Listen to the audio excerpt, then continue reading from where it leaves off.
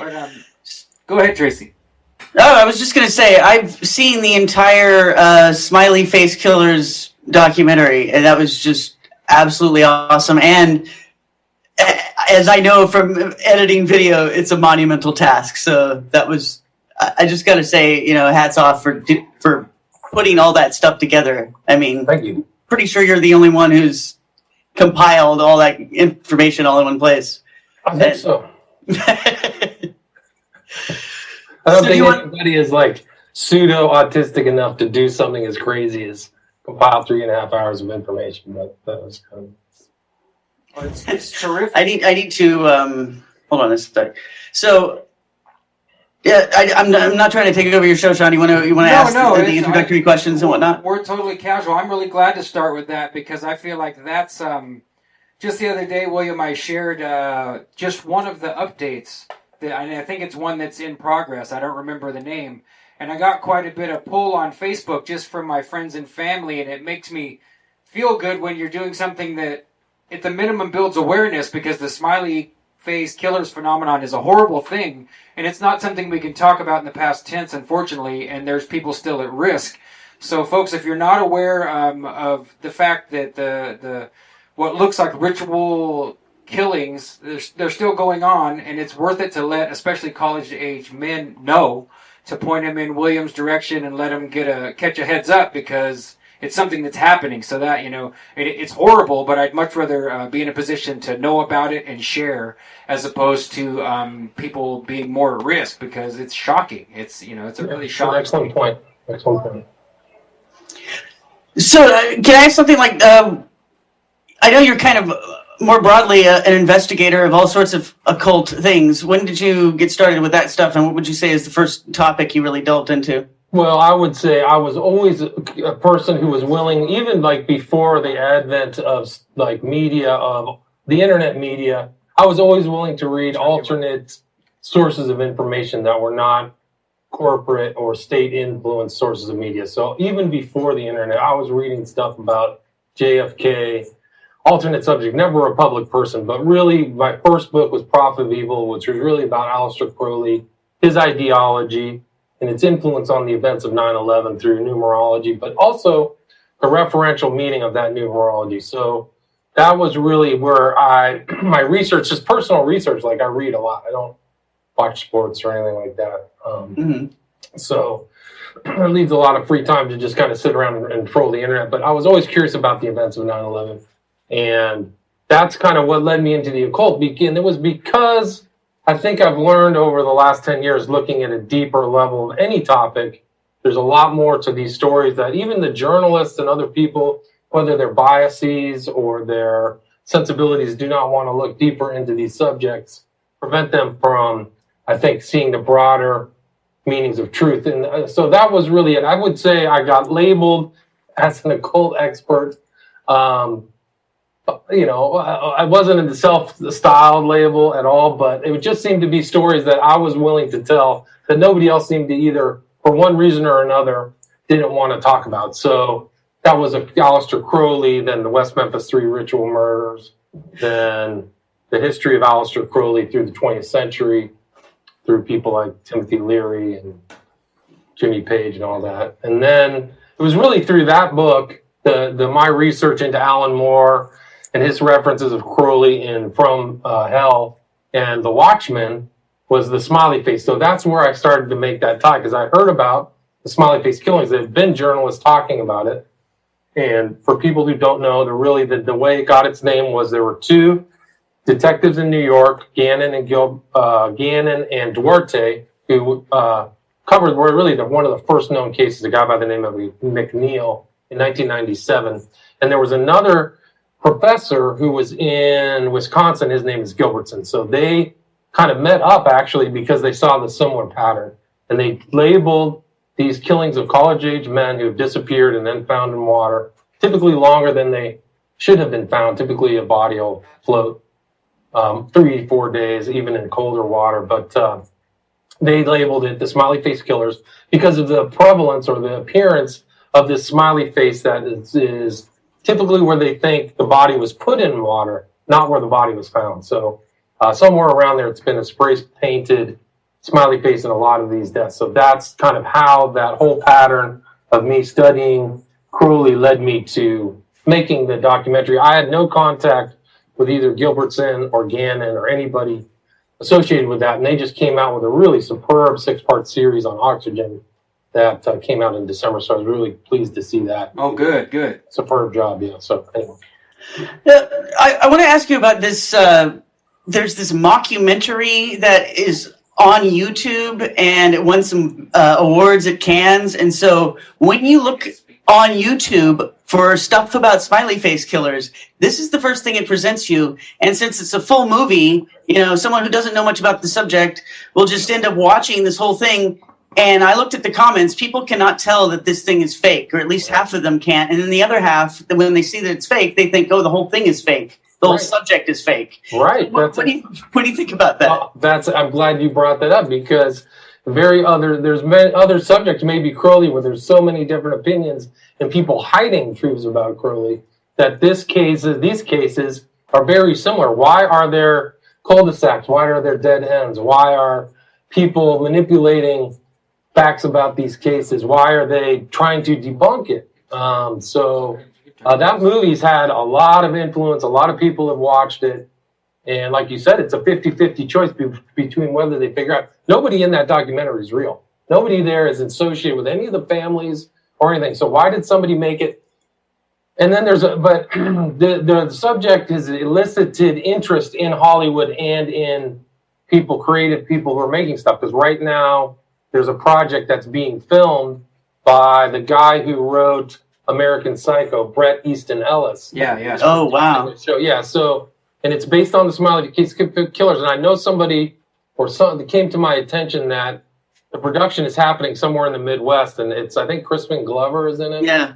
Oh, wow, okay. So there's a lot of things going on, and I've never had any contact with any of those people at all. I mean, but people have seen my documentary. It's done better than I expected, but one of the chief complaints is it's too long. But I had a ton of information. The strange, crazy thing is I could have gone 7 hours, but yeah. I was really just trying to push people's understanding forward, because they're looking through the lens of Gilbert and Gannon, which is good, but it's much broader than they've said publicly. And I know they're keeping their cards close to their chest.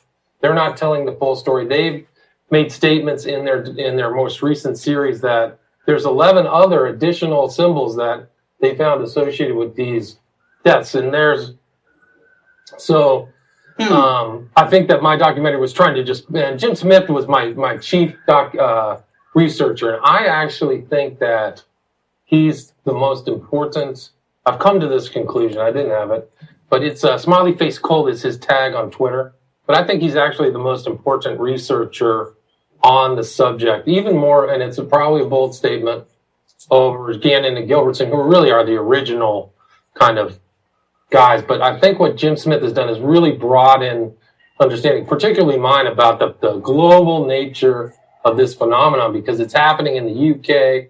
There's cases in Germany, one Liam Colgan, Scotland, France, Vienna. I had one in Thailand in the movie. So I think that if I had a critique of Gannon, Gilbertson, and Duarte, it would be, and the production. I mean, they were produced by Blumhouse Productions, which is a kind of a well-known horror kind of genre production company. So they had backing of some legit people. But I think if I critique them, it would be that they haven't seen the broader picture or reported it. I think they know the gravity and the seriousness of these deaths, but they haven't publicly stated. So that's an unfortunate thing for me. Do you think that's just trying to keep from sounding too crazy when you're talking about it, or? I think that might be it. I think that some people aren't asking the right questions. I think that there's other people who have debunked this, tried to debunk what's known as the Smiley Face Killers, and it's a half misnomer. The title, not all of these deaths have this tattoo, and I wouldn't, in even my documentary, I didn't describe the deaths to one individual, but I think that yeah.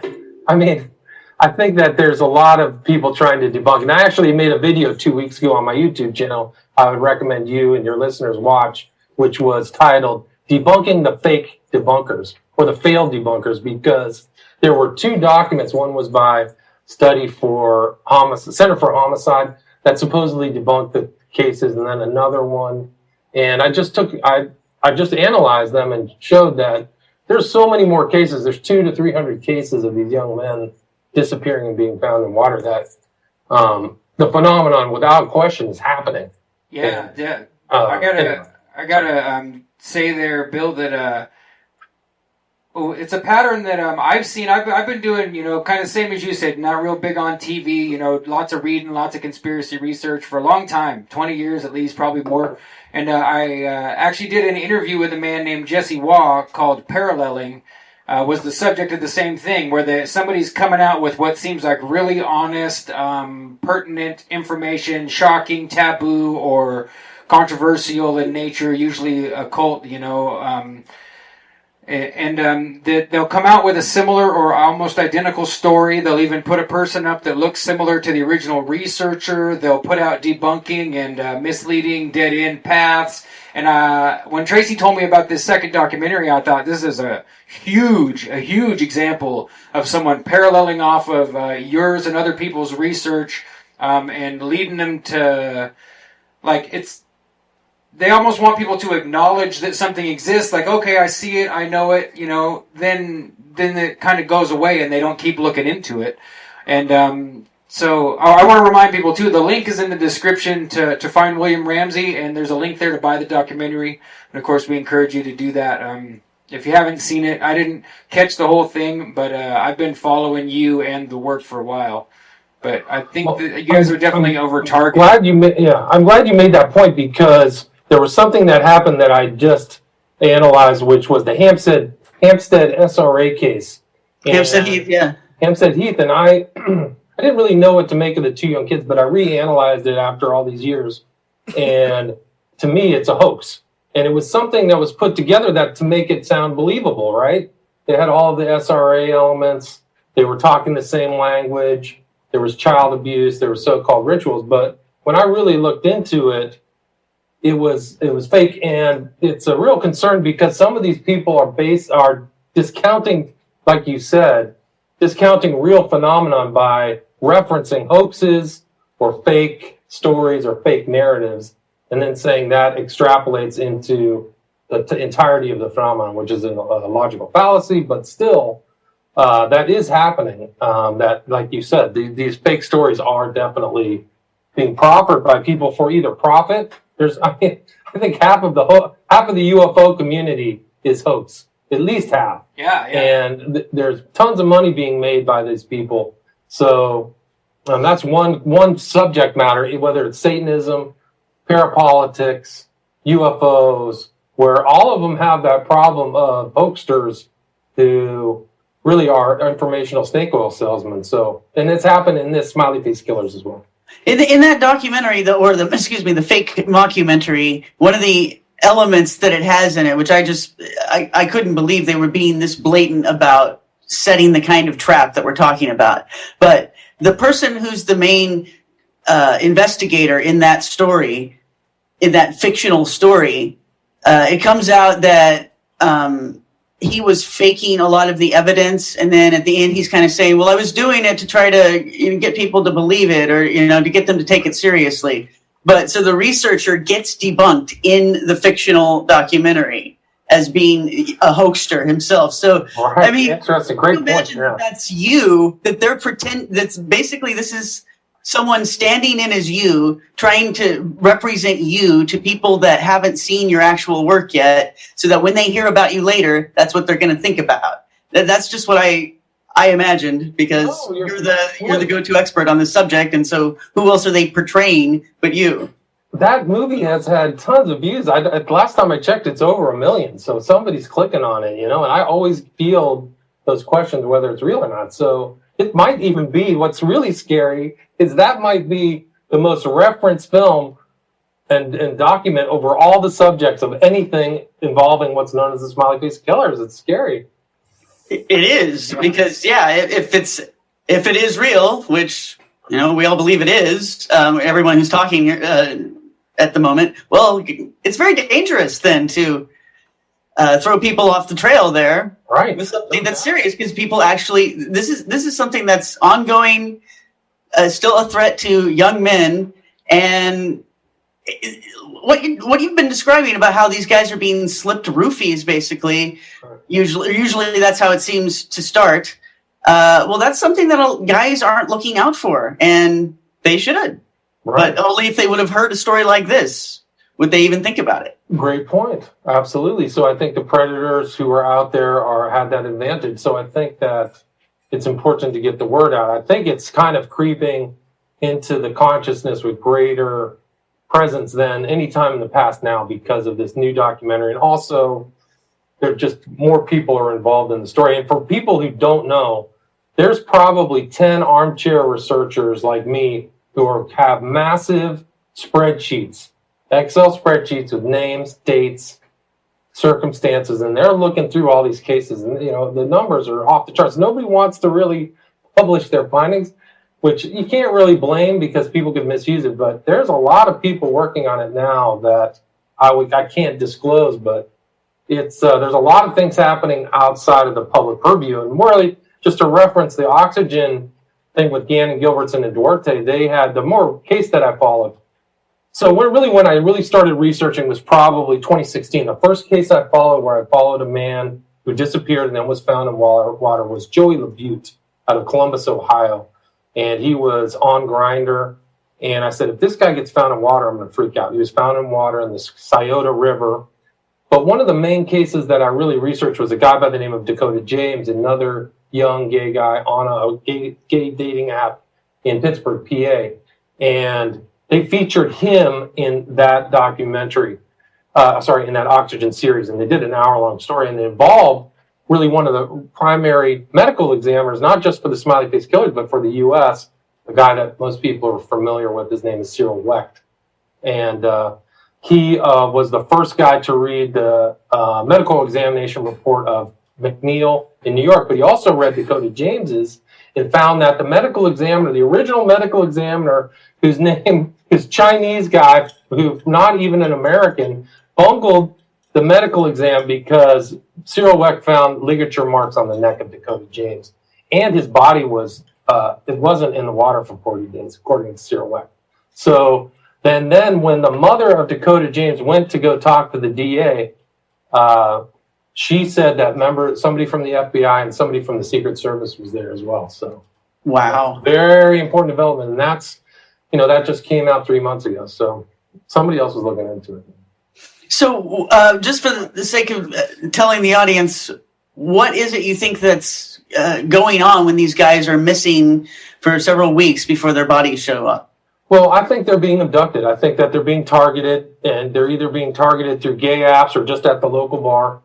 And these aren't all gay guys, just some of them, but there's like a gay element to the attack, right? That's my general belief. I mean, I think if you look at the general motivation for crimes, money, violence, sex, this is the sex. That's what I believe that's really the primary. None of these guys have ever had their card stolen. There's never been a ransom note.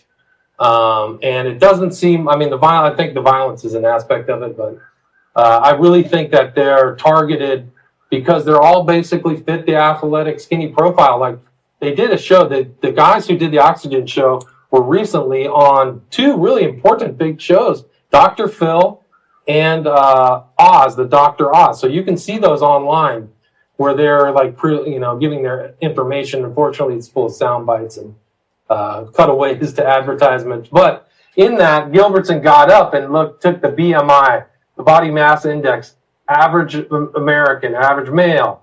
And all of these guys are off the chart. They're not in the center mean. They're off of the other side of the bell curve where they're more skinny and slight than the average muscular male maybe. So that was an interesting point. So that's why I think they're targeted.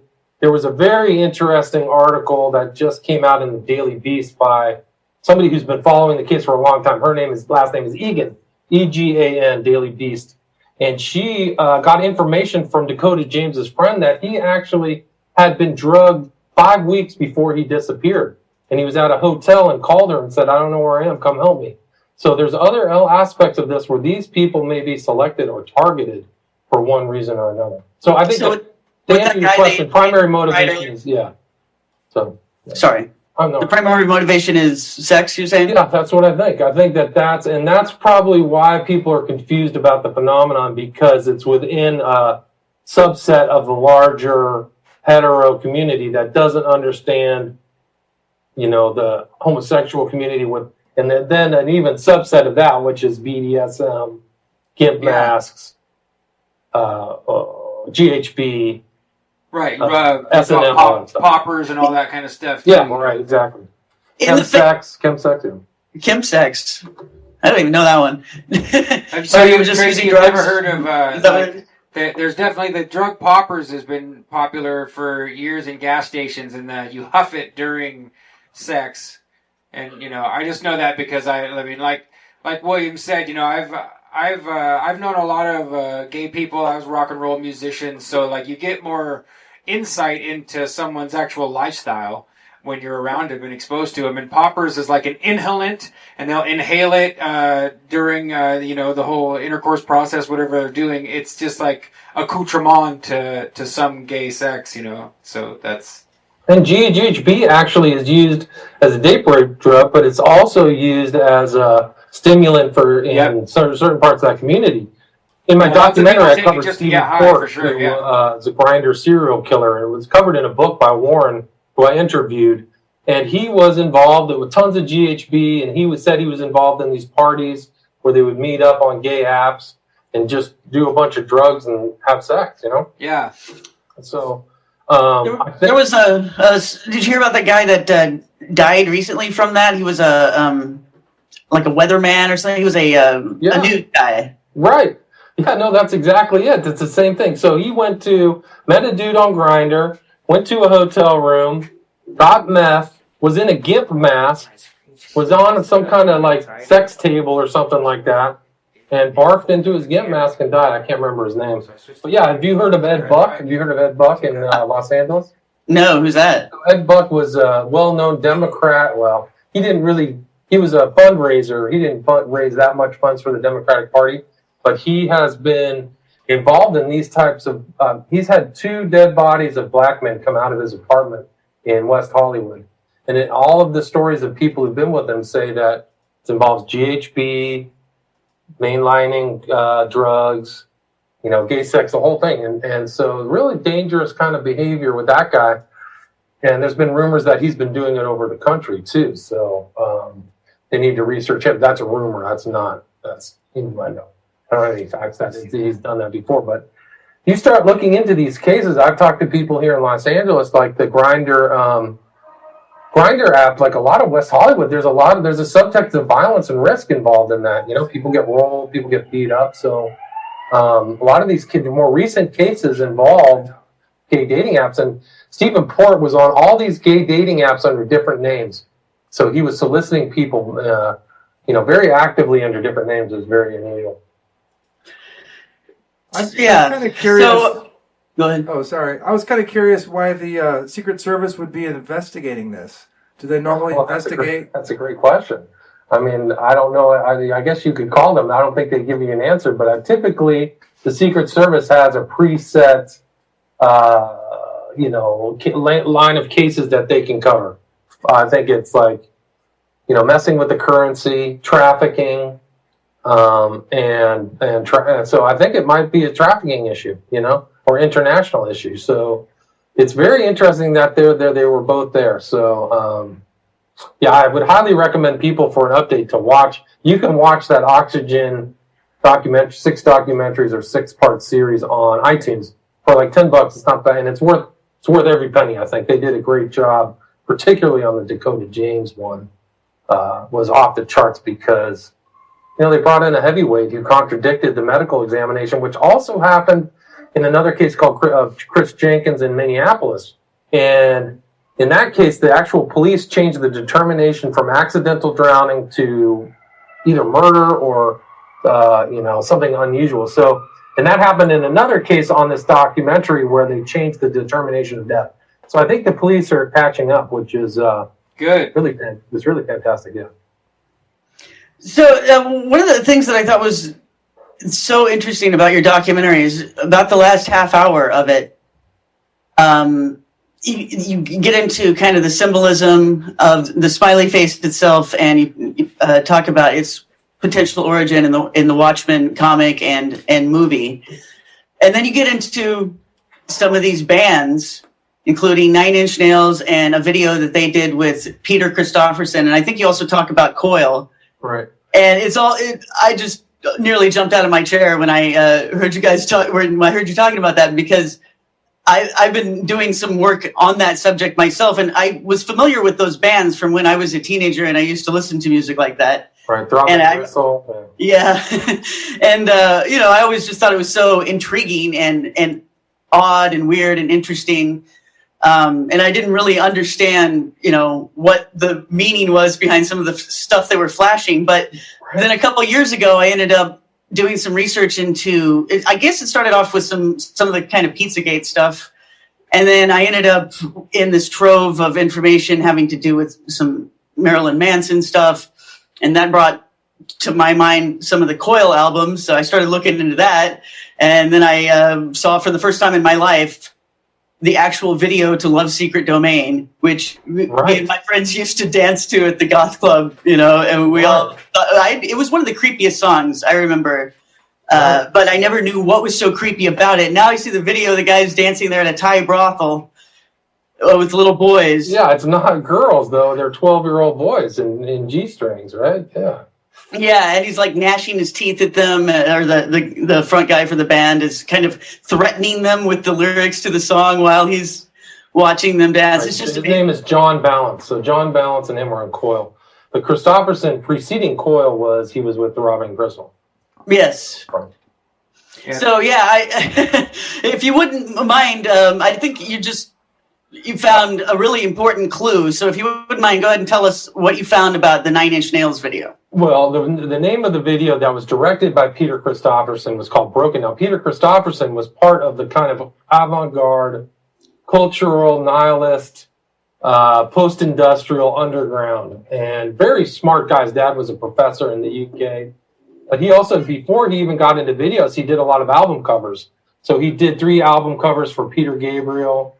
He did a cover. He actually did Presents for Led Zeppelin that features this weird 2-dimensional black kind of obelisk. Yeah. That was very creepy. So he had a real kind of dark occult sensibility because he was a dark occultist. He collected Crowley stuff. And the music was kind of an outlet for a lot of his ideas. And you can see the traces of Crowleyanity and general occultism that flow through there. But I had seen one of his videos, Broken, that really emulated a snuff flick. And when I was studying the Smiley Face Killers, I had remembered that video, and I was like, I got to watch that again. And I realized that video was an encoding of the same MO of what is known as the Smiley Face Killers. They're driving around. They see a young man that fits the exact profile of the victims, the real world victims. He gets abducted, tortured, and he's drowned at the very end. He's actually drowned in a kind of BDSM kind of thing. And I featured that picture from Peter Christopherson on the cover of my documentary because I think there's a potential that these victims are pre-drowned. They're not drowned in the rivers they're found in. And it's a false assumption that clouds the understanding of these cases to say that these are all drowning victims. There's absolutely very little proof that a lot of them are drowned. A lot of not public proof. So they're found in water, but that doesn't mean that they drown there. So that was really the key for me to look into Peter Christopherson and who was that person. And I had known, about Crowleyanity, Crowley's influence. So researching him and having him talk about excrement, and excrement is holy, and there's pictures of him with John Balance smearing their own feces on their face. Yeah, I was shocked at that. Yes. That the whole segment at the end of the documentary,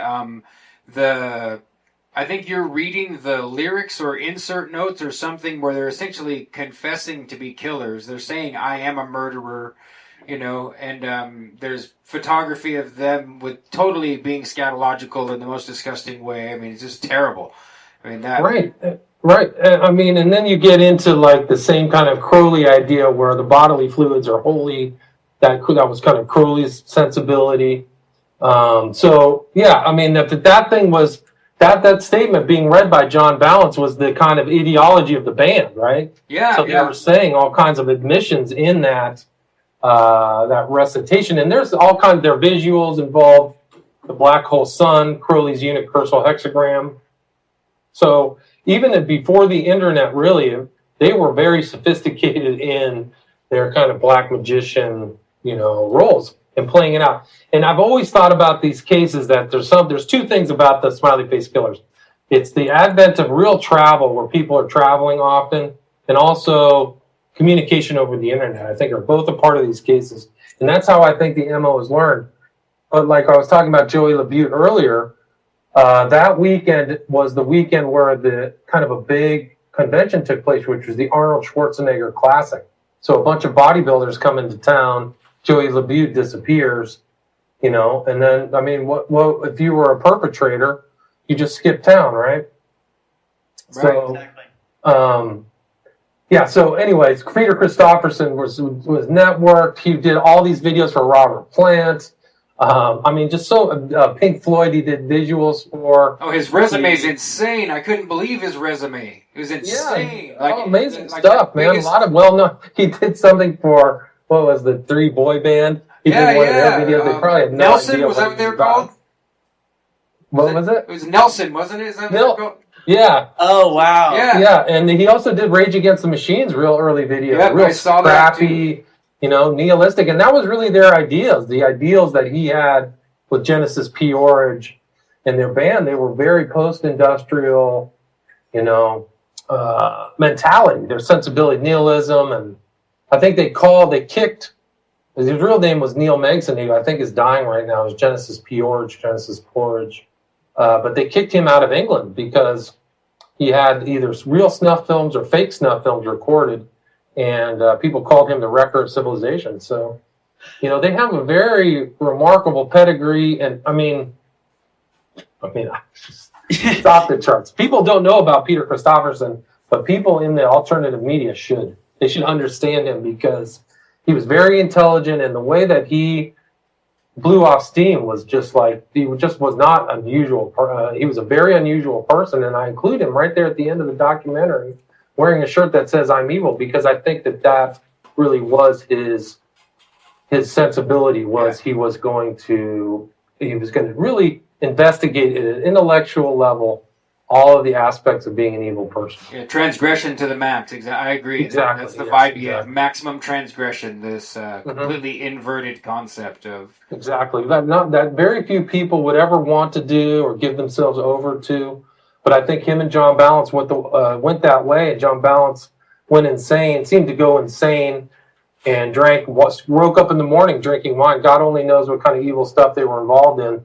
But he supposedly fell off a ledge and died. That's the story they're telling. And then Peter Christopherson died at a fairly young age in Thailand, where one of these weird cases happened.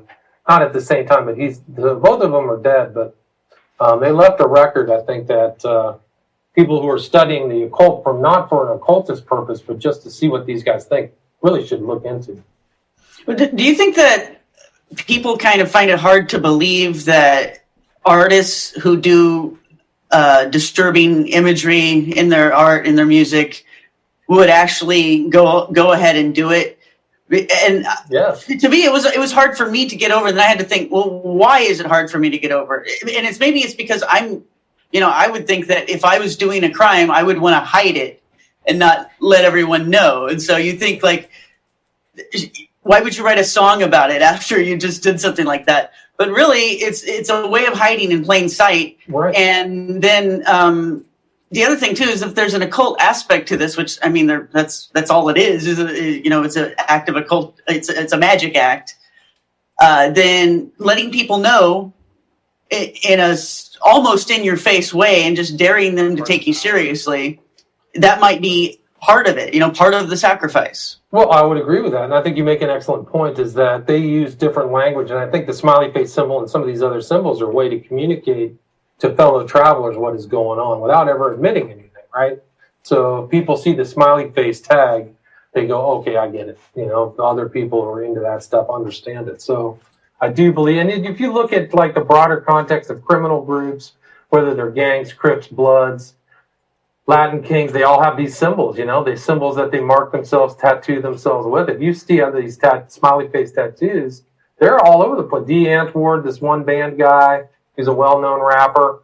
I mean, it just goes on and on. You'll just see all these people that have, in addition to other occult symbology, have this smiley face. So, have you caught what's going on with Die Antwoord recently, Bill? Have you seen that?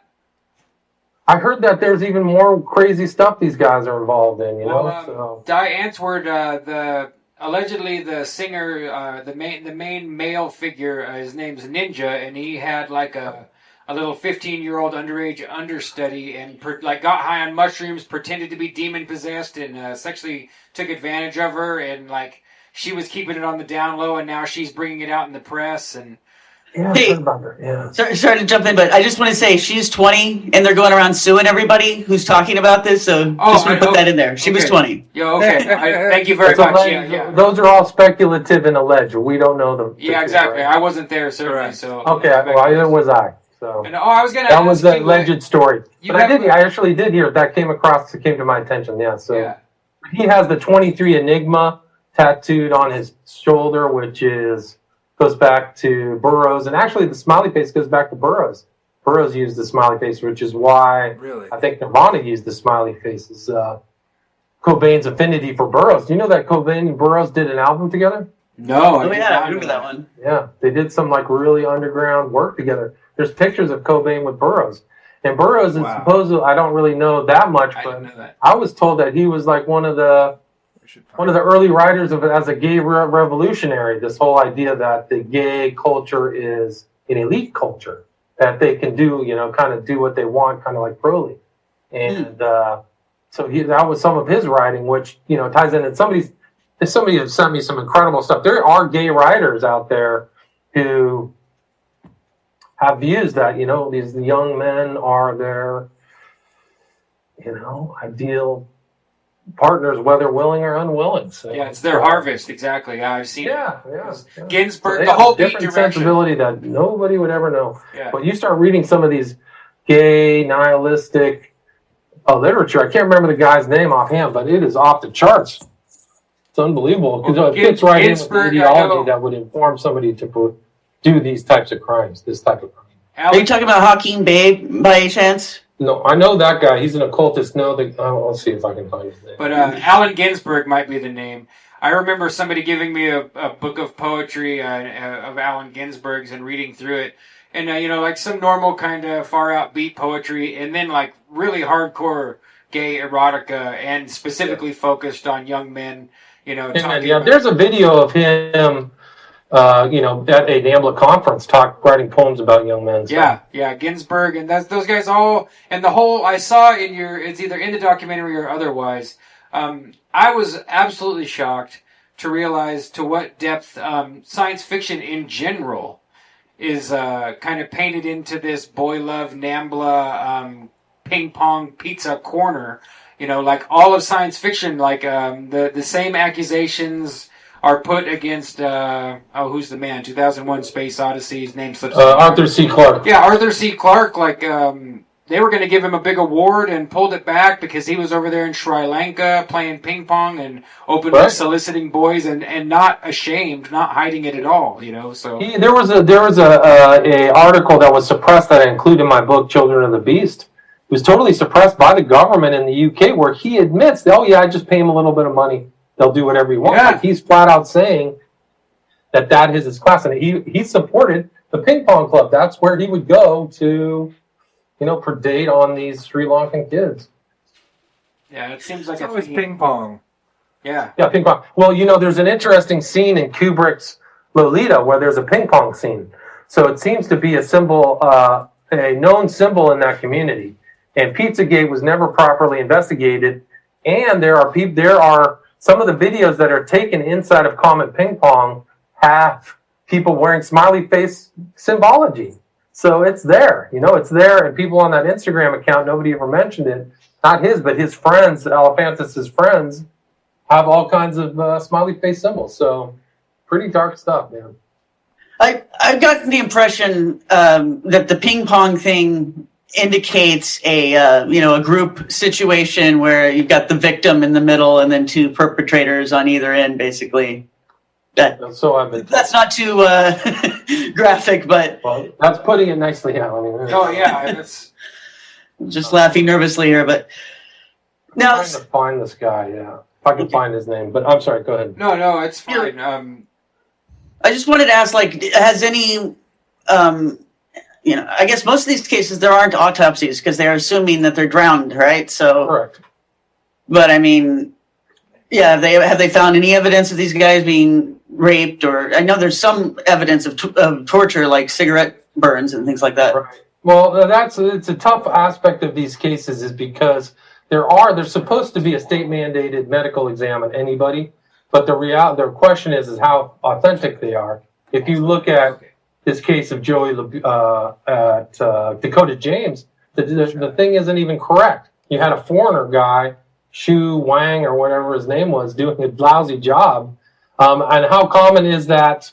How common is that for all of these cases? You don't know. So, I mean, in the McNeil case, the family waited 10 years to get the autopsy. When they got it, they found out their kid had been blowtorched in the upper body, and the cops never told the family that. Wow. So it looked like he had been in a chair being blowtorched, just like the broken video. And the same thing happened with Chris Jenkins. So when the families get these autopsies, and there's even cases just this year where the same thing has happened in Austin, where they get this medical exam that's just totally different. So when, I've had the unfortunate contact with some of these families, when they start asking questions, what happened, I say, always get the autopsy report. That'll tell you something. But the police won't tell anything. So the cops are keeping something very close to their chest on this one. The gay author's name is Dennis Cooper. okay. And, Thank you. Yeah, look him up. He has a blog spot. But this guy, I mean, there's a picture somebody sent me of Dennis Cooper, and I'll see if I can post this. But it's like the guy that he's with looks like your standard smiley face killer victim. Yeah, is it true, William, that you have some kind of legal background? I thought I remembered hearing that. Yeah, can you guys see that? Yeah. So that's Dennis Cooper with his boy. Look at his boyfriend. He looks like the standard skinny smiley face killer victim, doesn't he? You're a smear. The guy on the right. Yeah. Yeah. And like you said, even thinner. Read his book. So he's influenced by Burroughs, Rimbaud, also a gay poet, Rimbaud. Hey. I forgot who else.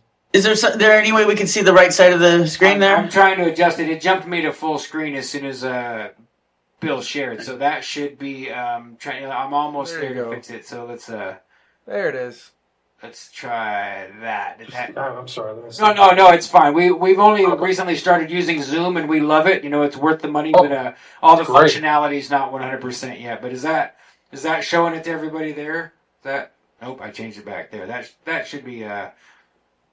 But like you said, Zoom is so much better than YouTube. It's not even comparable. Yeah, exactly. So I do need some time to sit and practice with it a little bit more, but I'm already way happier to. Did you get that picture? Do you want me to post it again? Yeah, just leave it there for a sec. We can see it. I think the body language there is just fascinating. What the guy on the right looks like, and then how the guy on the left is just smiling. Yeah, he's like has a hand over his mouth to cover the fact that he's smiling about it. It could, who knows? He could just be like, hey, look, Right. If you read his stuff, this guy's stuff, I was told it's just like super, corruption, that kind of gay, avant-garde, heroin user, that kind of mentality. So, yeah. Do you ever see people on Twitter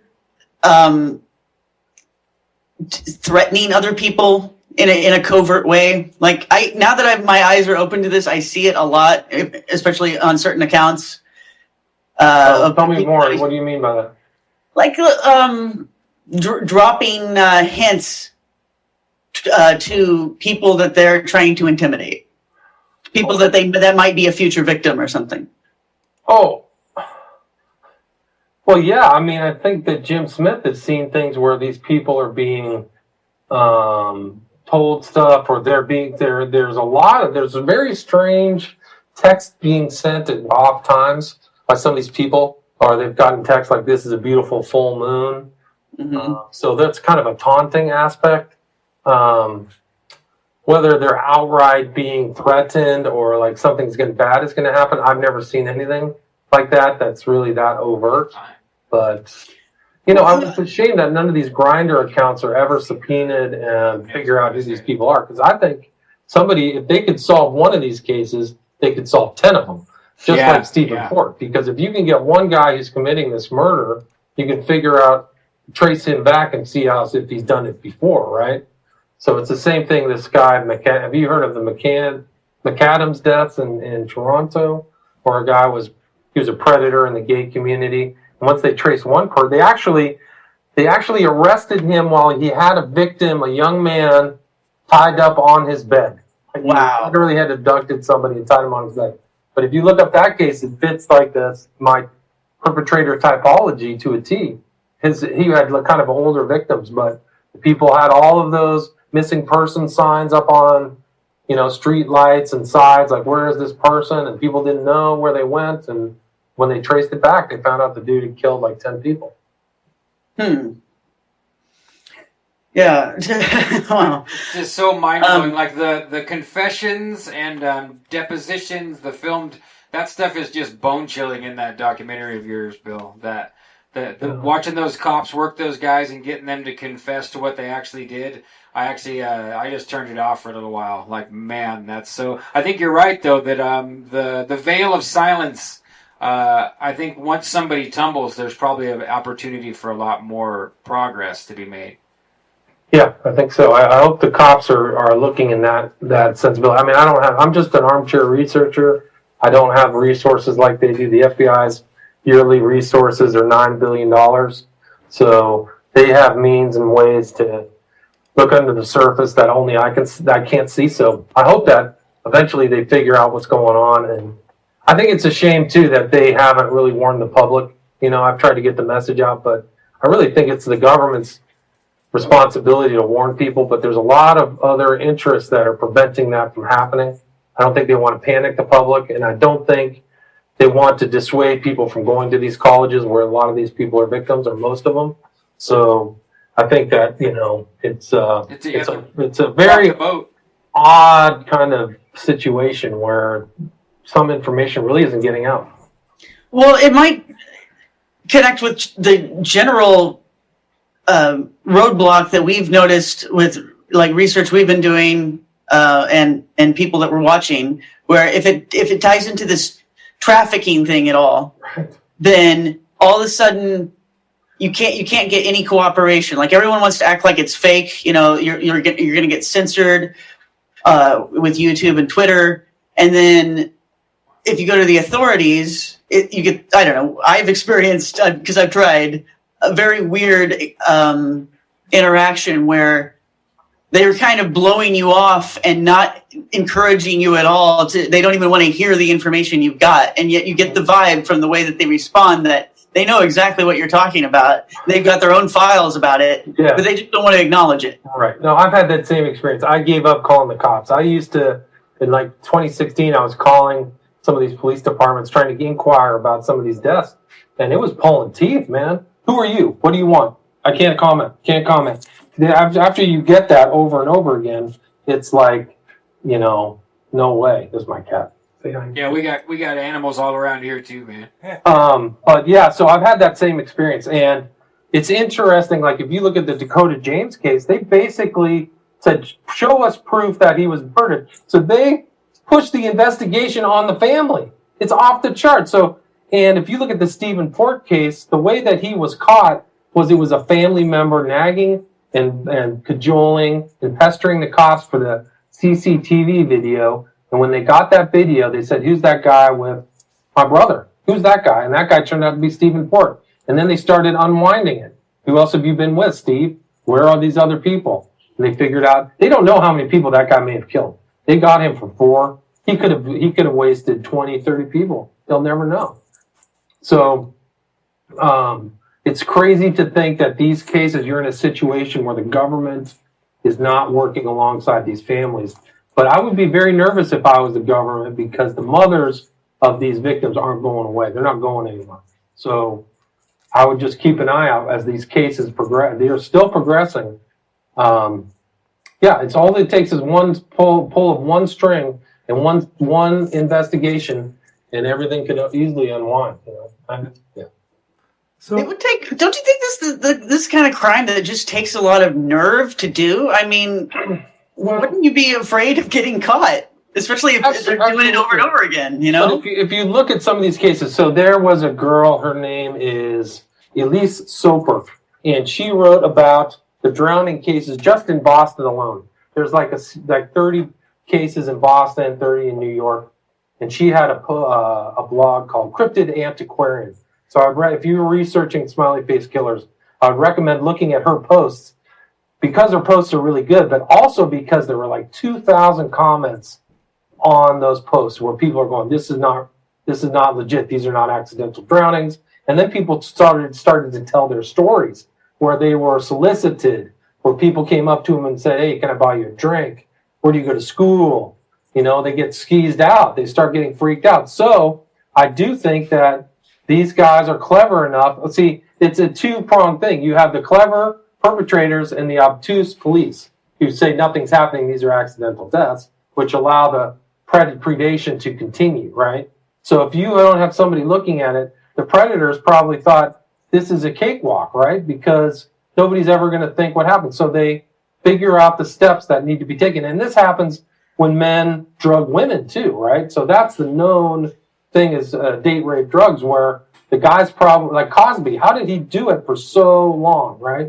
He had it down to a science. Hey, do you want to come? And same with he and Weinstein were very similar. Do you want to come talk about your career? Like, he knew the kind of key things to say. Come on in, have a seat. I'm going to have myself a drink. Would you like a drink? Right? So he had the steps down to abuse. And the people who are committing this crime probably have the steps down. And they probably have had trial runs that they never got busted with.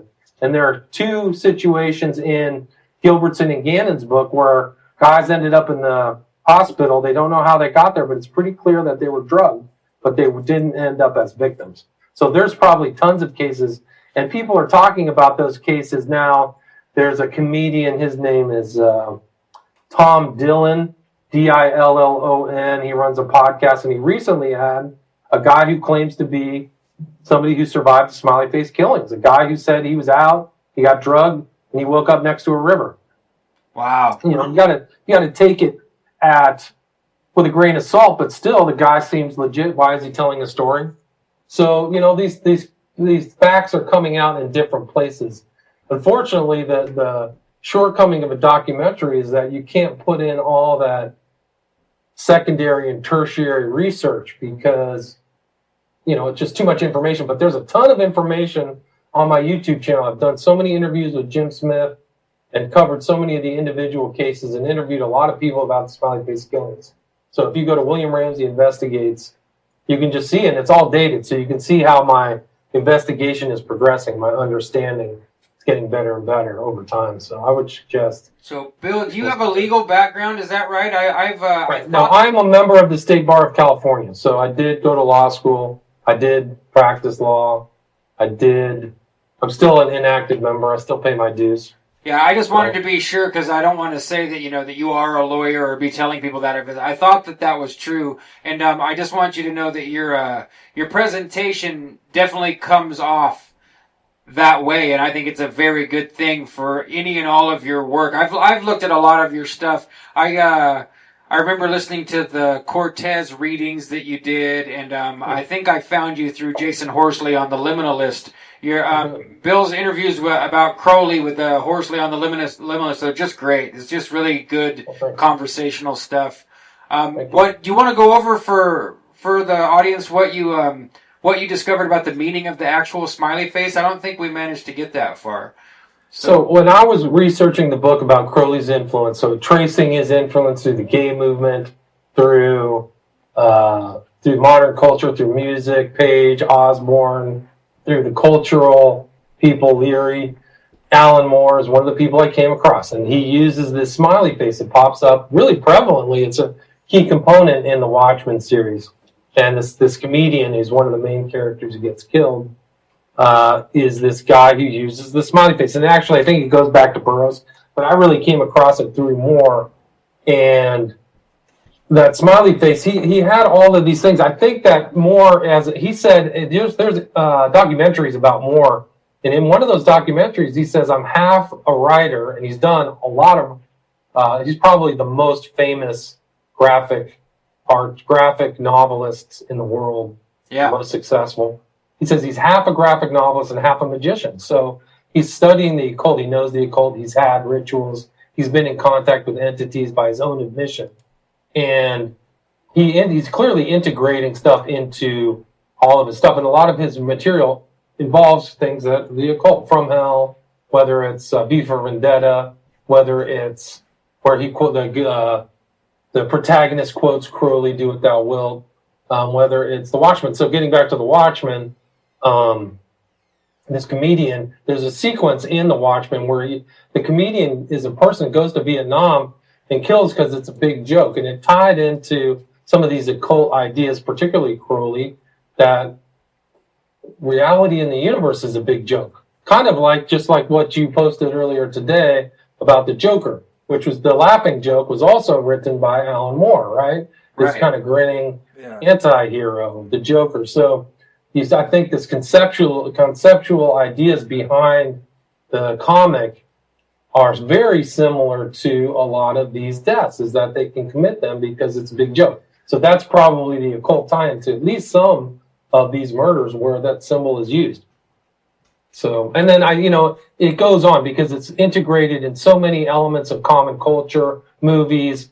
The new version of It has a smiley face at the intro. The ending of Stranger Things, the season 8, where they see the Demogorgon. There's a smiley face right there. So they kind of know that this symbol has a dark, there's an esoteric and an exoteric meaning. And the esoteric meaning is a darker meaning. And you can go have fun unpacking Stranger Things, but I'm pretty sure they've listened to a number of my talks because they put in all kinds of stuff. 77, they put in the West Memphis 3 information.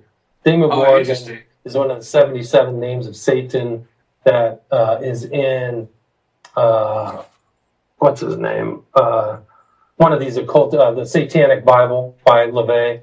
So, they were pretty sharp about some of their more occult references. The first season, they referenced 77 11s. And that girl's name is 11, actually. Yeah. Kind of magic girl's name is 11, the number of magic.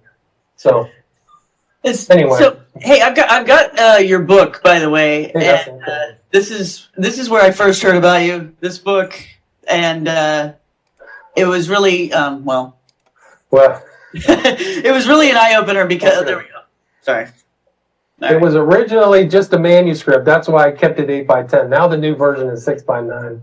It'll fit on your bookshelf, but thank you. So yeah, all these numbers that you're mentioning, 11, 77, 93, and 175, these are all numbers associated with 9/11, and then you show how Aleister Crowley had lots to say about the meaning of each one of these numbers, and then you even tie it into the Bush family.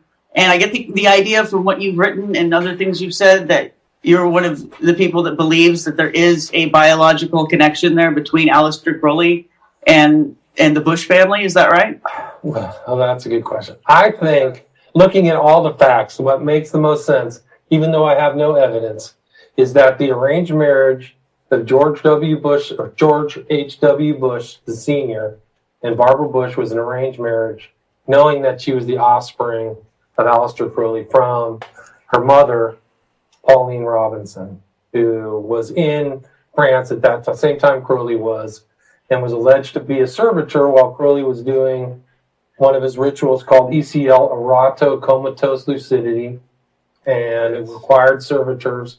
So I think that the times and dates, sensibilities, ideas, all fit together, that they're actually kind of this elite, something out of a science fiction movie where they were put together for breeding purposes because they believe that the best genes and this kind of mentality is really ideal. So I think that it all fits together. 9/11, the dates, the occultism of the Bush family, the skull and bones, the fact that the numbers are used in sequence in such a very intelligent manner.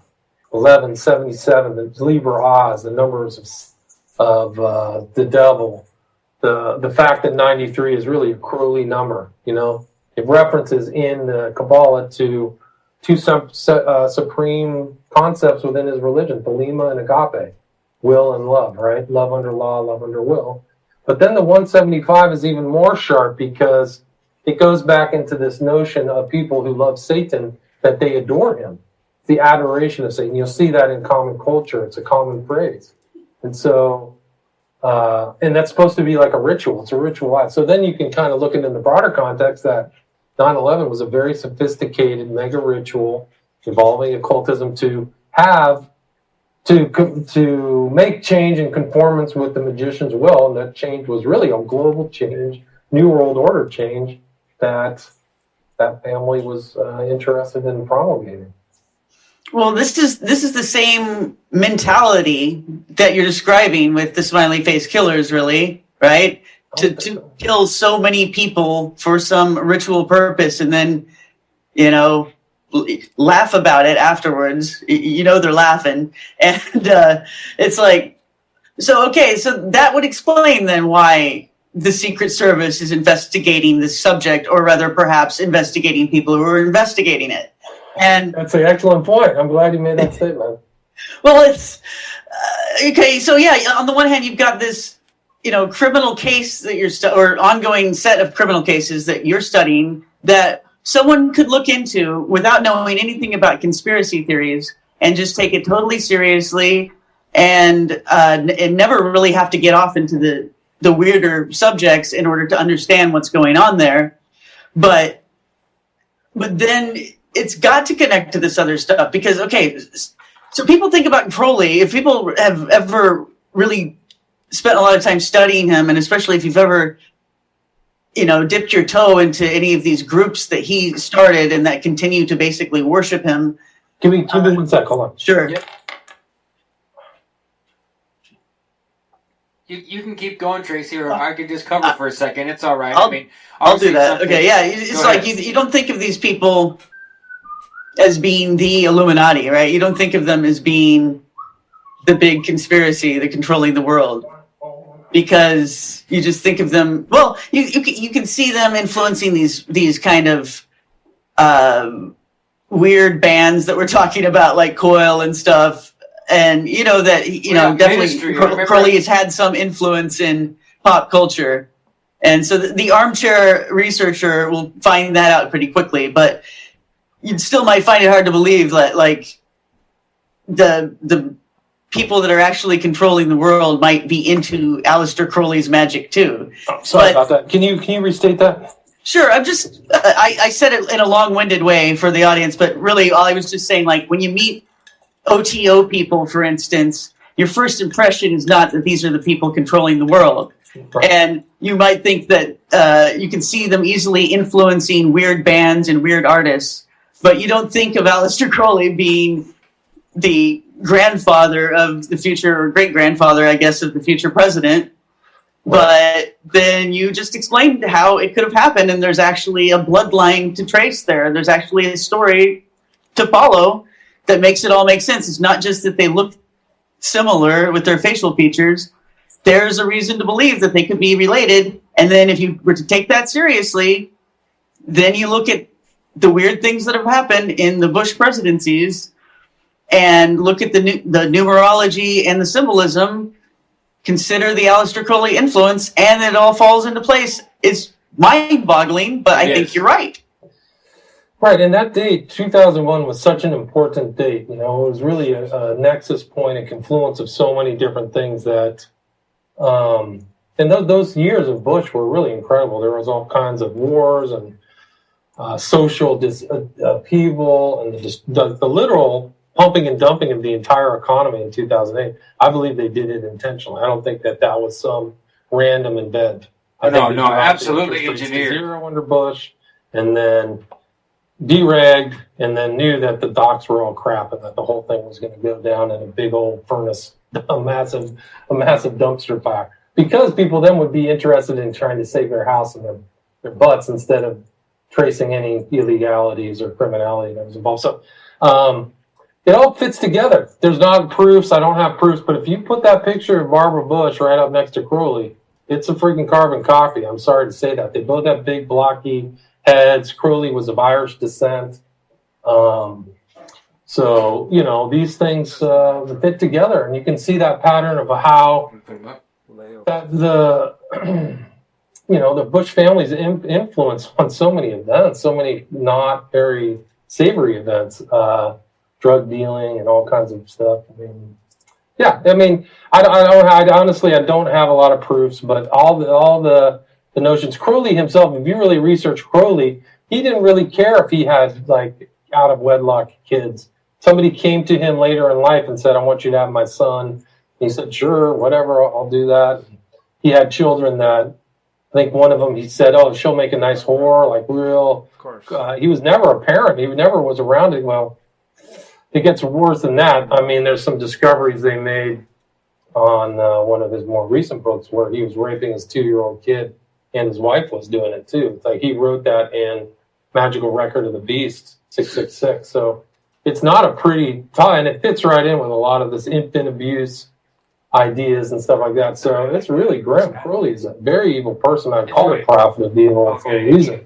But you know, if it's will over right and wrong, if it's your will, whether it's triumph of the will like Hitler, you know, things go wrong. So I wouldn't be surprised at all if the people who are perpetrating the Smiley Face Killers crimes are, you know, triumph of the will types. Do it that will types.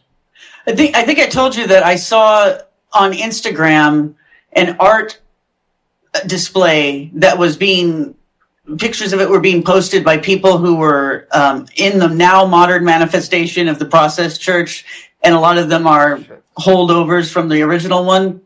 So they were having this art show, and there's a painting in there of Barbara and Aleister Crowley hanging out together.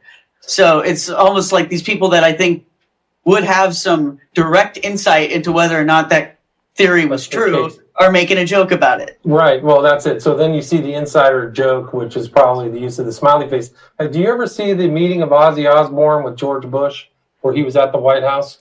I don't think I did. Yeah, if you can find that video, it's very important because George Bush is talking to Osbourne, and Osbourne gets up and makes the Masonic healing sign to George Bush. He puts his hands over his head and starts waving his hands. So he makes this Masonic sign to George Bush, and then Junior starts talking to him. He goes, "Sabbath, buddy, Sabbath. Children, war pigs. Hey, Ozzy, Mom loves your stuff." And he just basically references, it's like a little inside joke. So you can find that online where he says Mom loves. The full video isn't there. So there's all kinds of little things. George Bush Sr. is wearing the 77 hat. He's got the 77 number on the George Bush aircraft carrier. They're wearing purple, the imperial colors, you know. And interesting, in some of those pictures that I included in Prophet of Evil, you would think that George Bush Sr. would be the very center of the picture, of the frame, but it's not. It's her. So, you know, she's not the president. Why is she the center in some of these pictures? So I think there's a lot of inside stuff there. And if you listen to her, like her comments after, I think it was Katrina, where she had very Crowley similar statements about peasants, you know? Oh, yeah, this is good for them. All those African Americans are fighting for their life in the stadium, you know? And she's like, "Oh, this is good for them." They're in the She said it was a great opportunity for them. I remember. Right. Yeah. She said, and like I actually quoted in the Prophet of Evil where she was talking to Larry King, and she said, "Well, as far as my kids go, Barr and George and all these people, whoever messes with them, I'll kill you." I not said that on TV. So, wow. Yeah, it's incredible. And if somebody can find that video, it's probably just totally memory old now. But Tracy, didn't we play a video where she comes on during Halloween as a witch? Have you seen that? Yeah. Have you ever seen her where she's talking to people and she's like using the mesmerism techniques where she doesn't blink? No, you I ever hear didn't. the story where she had the fetus of one of her kids in a jar? Yeah. Oh yes. It's I mean, it just gets crazy. weirder and weirder. It doesn't get better. No, it doesn't. Yeah. We should do a whole show just on Barbara Bush. Isn't it? Hey man, then you get into Skull and Bones. They have a private library. You know, they're involved in the Grove at the Bohemian Grove. They're hanging out on all these illegal cult stuff. Imagine what George Bush Jr. grew up in. You know, his dad's a master spy, high level occultist. You know, you don't. I mean, the guy was trained. I mean, yeah. I mean, you can just go into it. Do you ever hear the album Rio Grande Blood by Ministry? No, I'm familiar with Ministry, but I've never listened to I mean, it. you gotta watch that. It's incredible. Oh my God! Listen to the song "Rio Grande Blood." It takes one to know one because they wrote some stuff about Crowley too. The Psalm 69, which was taken from Crowley's Book of Lies. Yeah, I know that. I know that song. Yeah, that's. I was going to point that out earlier when you were pointing out the fact that it is. It seems like the more layers you peel back of the onion skin, the more synchronicities and connections you find, and it's no coincidence that Al Jurgensen and Ministry and there's another industrial band from that time. They were in your documentaries to slip in my mind, but it's Ministry and another one, and Coil's kind of in the same group. The fact that they're making songs that are on their surface they appear to be the polar opposite of the current government, but then you get into where we all are in searching and looking, and it's like, oh no, it's like a commercial. You know, Ministry's like a commercial for the Bush administration's wars and their occultism. Dude, you got to listen to the album Rio Grande Blood. Do you know that it was nominated for a Grammy? No, I'm going to have to check this out. Yeah, it was nominated for a Grammy. I can't remember what year it is. I'll have to look it up. Listen, guys, I got to take like a 10-minute break. I'll come back, but I just got to go run an errand real quick. Yeah, no problem. We'll just keep you rolling. We'll keep rolling. Thank you. This guy fits in perfect. He knows exactly what to do. This is the part where Jim, if it was just me and Jim back in the day, you guys, this is the part where Jim would grab his phone or his tablet, open it, and start reading jokes because I would hold it as long as I could, and then I'd run off to the bathroom like, I gotta go, Jim. And then here you go, you're on. And then Jim would read some jokes on his phone. So, but you were gonna say something, Tracy? Go ahead. Oh no, I don't know when that album came out, but I do remember the song NWO, which probably came out in like '94.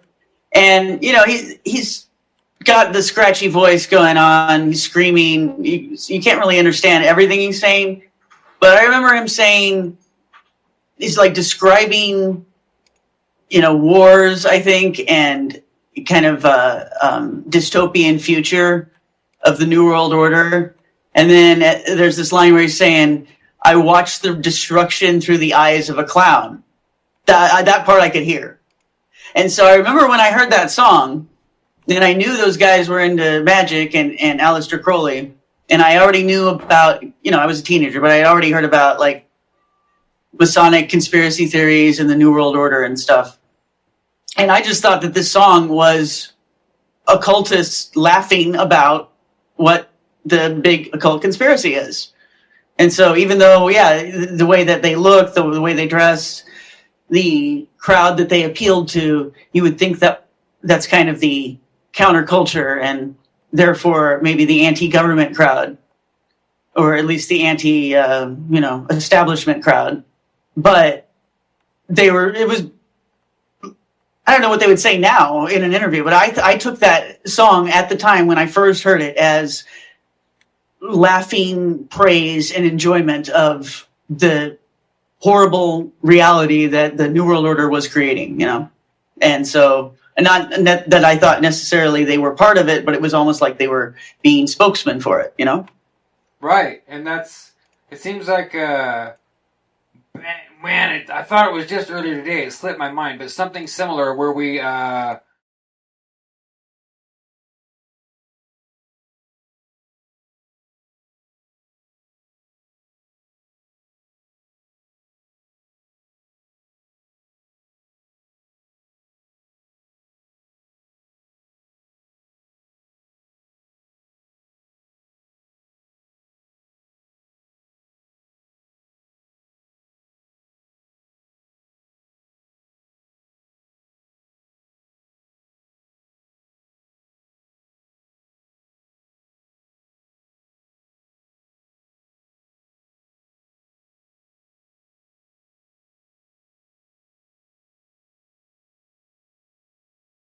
So Okay, carry there on. we go. We're back. Sorry, Sorry, guys.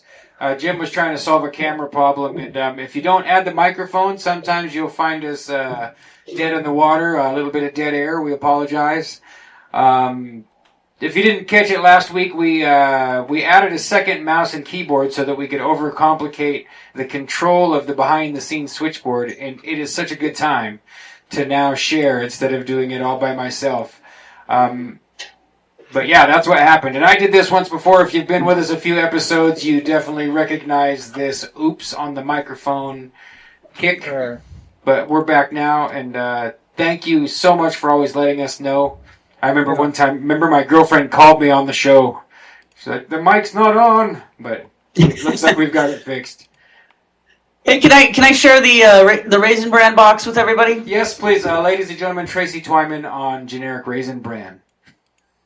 Okay, so yes, this is a Kroger generic Raisin Bran. Yeah, hold on, let's get you full screen there. Can you get her on the full screen? Yeah. There we go. All right. Okay, so that's what the front of the box looks like. Rather ordinary. And here's the back, which I will read to you in a minute. And let's see if I can get in. I have to. So there's definitely The actual pyramid there we there. go. Okay, so Bill's going to be disappointed he missed this. you see the Illuminati pyramid there. Yeah, I'll just go ahead and read this to you. What did you say the pyramid says? I forgot. It says "Mwahaha." So here's what it says. You know what they say: flake it till you make it. So they may actually say, fake it till you make it. But what do they know? And who are they anyway? The masses and majorities? The Illuminati? Thurston, quote, Danger Pants McGillicuddy III? And why, just, what? And why promote fake when there's a whole wide world of flake? Crispy, cravey, light and wavy flakes. Scrumptious, crunchous, righteous, delicious flakes. Yummers in your tummers, flaky when you wakey. Flakes. I mean, is that a weed reference? Flaky when you wakey for kids when they're eating their breakfast. So come on, you owe it to yourself. You owe it to your appetite. When hunger calls, you've got to flake it till you make it. That is so weird. That's what I was talking about. That reminded me because we were talking about the Denver airport weirdness. How they brought like, if you haven't seen it, folks, they've got like a talking gargoyle joking about the Illuminati at the Denver airport, which is also a location so replete with weird satanic occultism that, like, if you don't know about it and you're watching our show, we don't know how you haven't heard till now. But I would say the fact that they're bringing it out even stronger at Denver, and then the weirdness of the cereal box, it's like we're going through this huge group initiation into the externalization of the hierarchy. They're revealing their method. They're like, hey, we're going to come full circle and bring you into the big joke. The big smiley face joke is, ha ha, the whole world's run by Satanist Illuminists. And even on your General Mills cereal box. I can't believe it. I really can't. So I wonder if all of these references are on purpose or if they're just a subconscious sort of reference to the thing. I mean, there's a lot of smiley face references in movies that Bill was talking about, and is that do the people that put that stuff in the TV, in the media, are they aware of what it means, do you think, or is it sort of a subconscious dark thing that they're picking up on? I think we can have Bill clarify for himself, but I think he might not be necessarily saying that every smiley face has this dark occult meaning, or it may actually have an origin like that, but it's a context thing. So it's when you see this particular graffiti next to a place where some guy disappeared and later was found in the exact same manner of turning up weeks later in a river, And it's a accumulation of evidence over time after you see it over and over again that this is a clue to the fact that these things are connected. And it's also a clue to what is the motivation, to who's doing it and what's the motivation. It's not a very specific one. It's very vague. And of course it's vague enough to be deniable. Like, you see all sorts of things. You see For a Good Time Call, and you see gang graffiti, and you see swastikas and things like that. So all of those things could be very sinister in a different context. Well, do you remember that obscure... This is sinister because of the context. Do you remember that obscure movie, what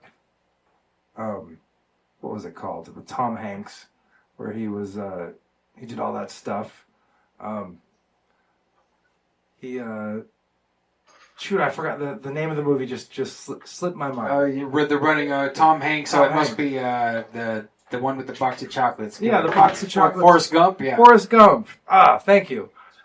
Forrest Gump. There was a happy face, smiley face T-shirt that he invented, and also. Oh, really? Was there a smiley face in Forrest Gump? Yeah, he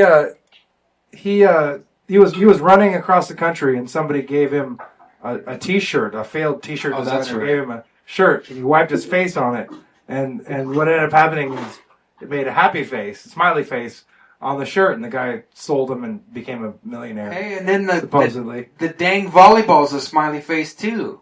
Oh yeah. So yeah, we're finding some extra smiley faces here. Well, I was also thinking about the ping pong in Forrest Gump. He was a ping pong champion. That's true. It's another reference to this weird stuff.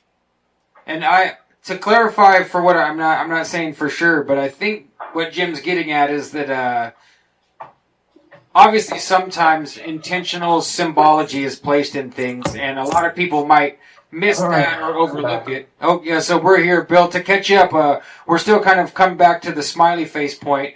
Okay. Jim, I don't know if you can see Jim. Jim's sitting here too. I saw him. Yeah. So I was trying to screen share, but it was messing us up. But he was pointing out that in Forrest Gump, Tom Hanks wipes his face and it makes a smiley face on the T-shirt. Right. And we were speculating as to whether or not the symbolism is always intentional and encoded, or if sometimes it's not just like a subconscious bubbling over, or it becomes not necessarily 100% coincidence, but also not an intentional occult symbol, Yeah, well, it wasn't really dark in Forrest Gump, but like in the movie It was kind of an ominous thing. So right. Or Stranger Things. So I think you have to look at it in context, If you saw an 11 at a football game, the likelihood that somebody's trying to hit you with a magical number is very low. But in some of these Hollywood movies, like if you watch Oliver Stone's movies, he knows the numerology, man. If you watch the intro to Natural Born Killers, he has like a thing of 77 Sunset Strip. All kinds of 666. It's something else. Especially also his movie World Trade Center. Have you ever watched World Trade Center? Never have. There's like 93s and all kinds of stuff. The firemen are wearing 11s. He's got he knows the numerology. It's incredible. Yeah, I know a little bit about him. I've talked to some family members of his. He definitely knows. Usually, he's probably part of one of those secret groups, the Yale groups.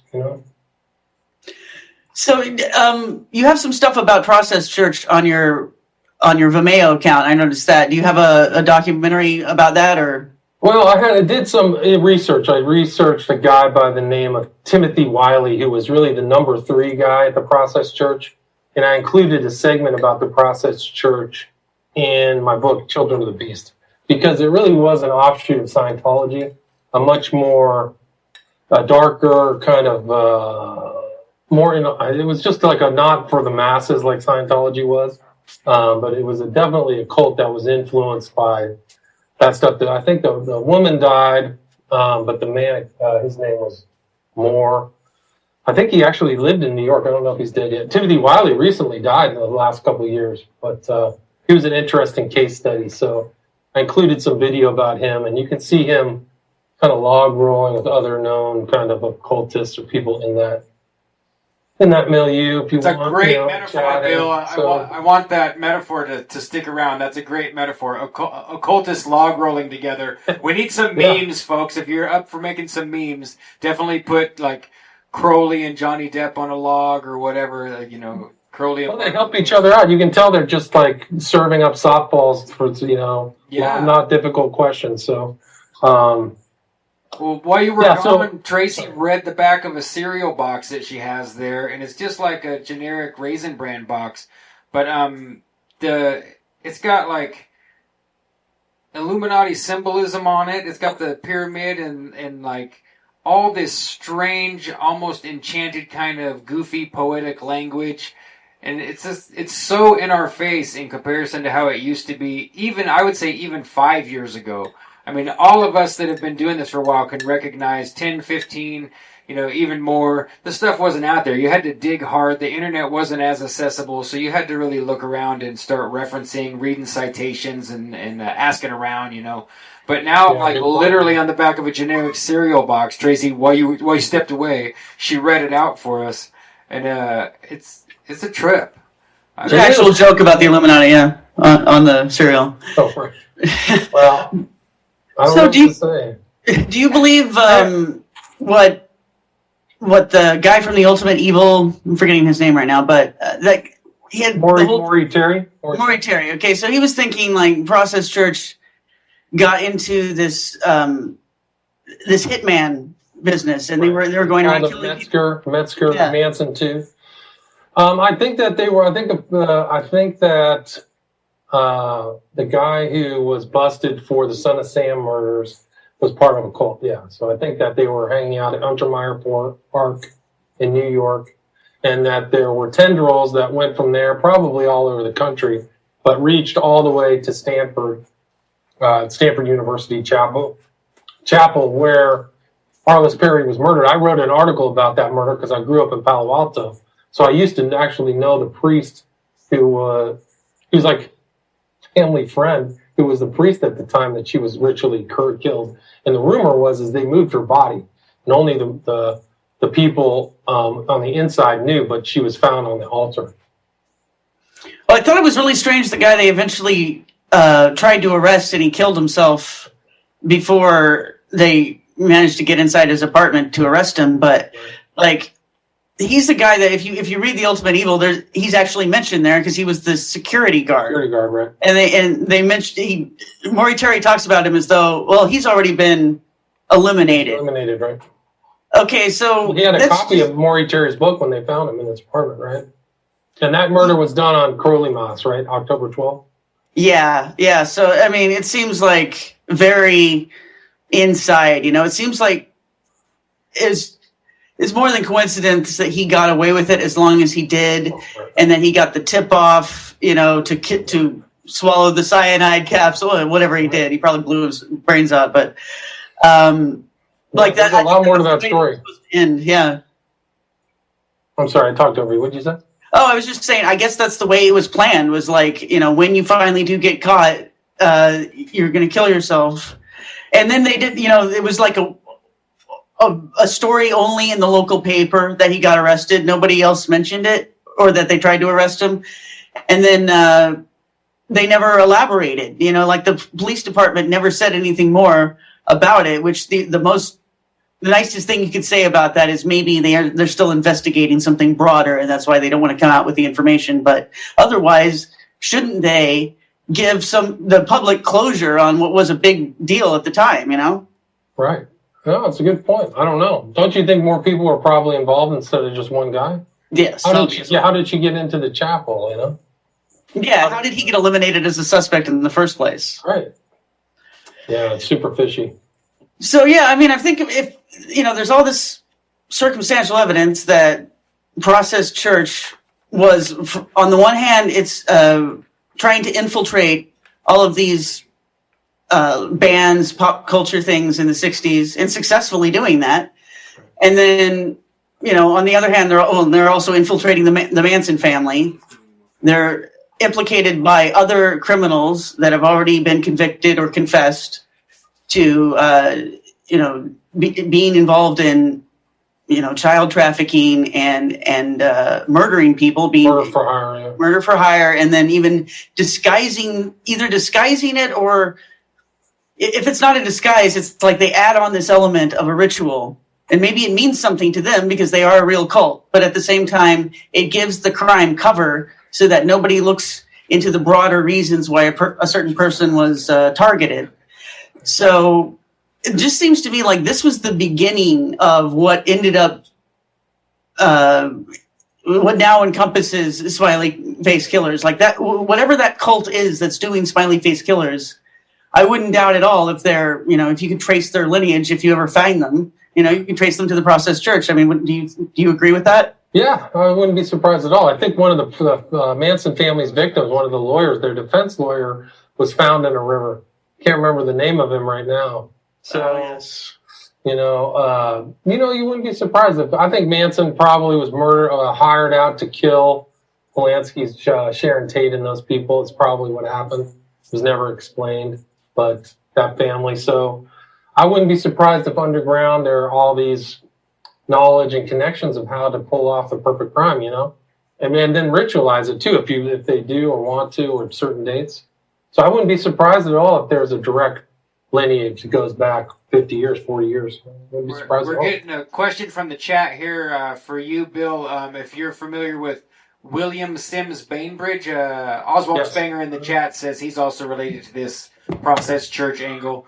Have you heard of him? I don't think I've ever heard Bainbridge that was name. a very astute academic, actually an intellectual guy who wrote a number of books on a variety of subjects, but one of his books was about the Process Church. And I tried to get in touch with Bainbridge. I actually have his reference stuff. You can send emails to these guys, accounts at these universities. They never get back to you. They must not answer, or they don't know who I am or what. They don't even care. But Bainbridge is one of them I've never been in contact with.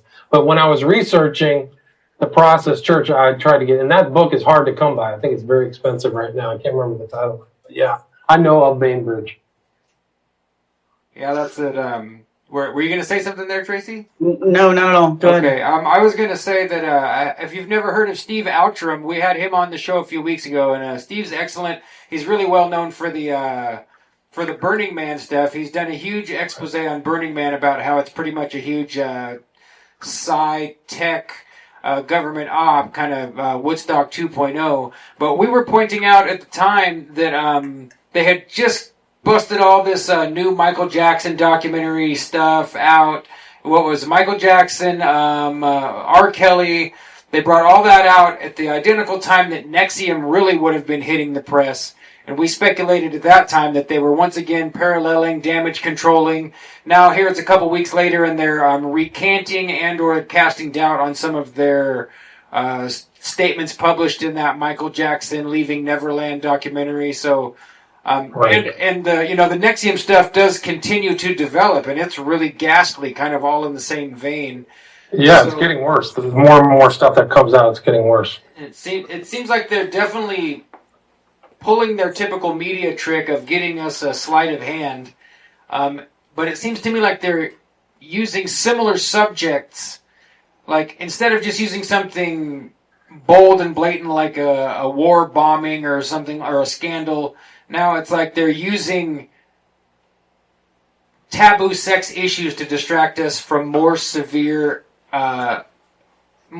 crimes and acts of the same nature, Go back and think about Michael Jackson, but don't think about that, the Smallville actress is branding people and selling child sex slaves, As it's happening, they're making it parallel once again, Well, that's an excellent and superb point, because you got to look behind who financed the Neverland documentary, right, and why they wanted to put it out. You follow that road. You're like, why is Oprah putting this out? Why are all these moguls behind this Neverland? What's the issue? Are they deflecting? Very important. And the NXIVM is really dark. There's a couple murders associated with that. They just had somebody come out locked in a room for 2 years. They locked some girl in a room. There's human trafficking. The original, the complaint has been amended. It's been updated, but the original complaint alleged human trafficking of a girl under the age of 14. And that was almost never mentioned And I give kudos to the court there in New York for it's never leaked who their victims are, which is really credit to the legal system for that. Nobody's ever put that out. So that's actually the same issue that's happening right now in the Epstein case, which involved international trafficking of young kids to elites. That's an incredible story, the totality of which has not really been realized. So I do think that there are deflections and that there are probably very powerful people who would wish to have people looking at one thing as a misdirection for their own misdeeds. And it's going to get more and more interesting as things progress. The Epstein case isn't going away. So I hope not. the Epstein case actually ties into Avenatti, which ties into Nexium. These things are all connected because the same lawyers who are representing the victims of Epstein are the same lawyers that Avenatti walked back into and threatened them, and now is getting a criminal complaint because he didn't send a proper demand letter. He started just using verbal threats. It's amazing. No, get this. This is how dumb Avenatti was. So what he does is goes to Boyce Flexner, like this probably one of the best law firms out there, maybe top law firm that represents these girls who were abused by Epstein for multi-million-dollar judgments, big numbers, right? 7 figures. So they go in there, and then he sells them, and he has. This is alleged. He tells them that he has information. He has information about Nike doing wrongdoing, and then leaves, and then they call him back and say, can you come back and tell us that and extort us again? Because we didn't hear it the first time. And he walked back in and extorted him again and didn't think that there was going to be any problem. Like he walked right back into a trap. Yeah. Like then the law enforcement FBI were there to record it. Like, it's just so dumb. Yeah, we didn't get you on tape the first time. No, yeah, that guy, I always thought he was a mark. He seemed like a total mark from the very beginning. The first time I saw him, I'm like, oh, this isn't going to end well. Yeah, oh, no. It's really bad. There's a side case that's not even associated with the Nike case where he faked his tax returns for 2012 and 2011 and overstated them so he could get a $4.1 million loan. So he's done. He can just send his bar card back to this. Well, in my opinion, he's done. He's in deep, deep, deep trouble. He's really, and that's probably why he thought that the threatening of Nike was his way out, is that he was doing desperate things to cover up earlier misdeeds, is my guess. Black hat, golden parachute, huh? Well, he was like Icarus, man. He ascended way up real fast. He's on TV shows, but he's in deep, deep, deep, deep, deep, deep, deep trouble. Wow. Yeah, I know. It just Boglet makes it like I was trying to think of what to say next, but I'm so dumbfounded at. Well, here I got something to say. Well, if you want to really have an insight into the Epstein case, I would suggest that you look at a filing that was done by Cassell, Cassell. It was a response to a motion to uncover. There's a huge battle going on involving Dershowitz, Cernovich, and these guys to uncover the victims. They want to know their names, but the response by this Cassell guy was fantastic, and he exposed these guys who really want to know the names of the victims, and they've been seen. It seems. I'm trying to say this carefully, but there seems to be an issue, in my opinion, that people want to get the girls' names who were victims so they can intimidate them. Yeah, and that's why they're kept as Jane Doe and John Doe. And so this Cassell response, let me see if I can find it. I actually have it. Let me see if I can. Yeah, no, if you didn't see it, folks, it's really fascinating. Sorry. Oh, no, that's okay. I just, while you were looking, I was going to say, if you didn't see it out there in the audience, I definitely saw some photography posted of Epstein's little blue and white cube-shaped temple sans the gold lions and the big gold dome. And I assume that probably was real gold, and we're seeing some confiscation of wealth, or at least, I don't know. All of us out here in this conspiracy realm watching the worst things happen to women and children by the most unbelievably wealthy and powerful people that we know their names. I think we all have that hope that something's happening, you know. And I know on the far right, as the QAnon side and that whole subculture, you definitely you're feeling like you're getting some vindication and something like progress after so many years of watching this kind of stuff with absolutely nothing. It seems like they're throwing us some bones out here, and you know, possibly leading up to something like blood in the streets. You know, but I am very jaded and skeptical because we've all been reading this stuff for so long, and you very rarely see any titans fall. You know, you get some sideline stuff. Guys like Epstein go away for not long enough. You know, where they, in my opinion, there'd be nothing wrong with hanging the man by the neck until he was dead. You know, if it all went through legally, you know, I wouldn't have a problem with the death penalty for somebody like that. But we don't ever see that at the high profile level, you know. It was a massive cover-up. He had the best attorneys, Dershowitz, Black out of Florida.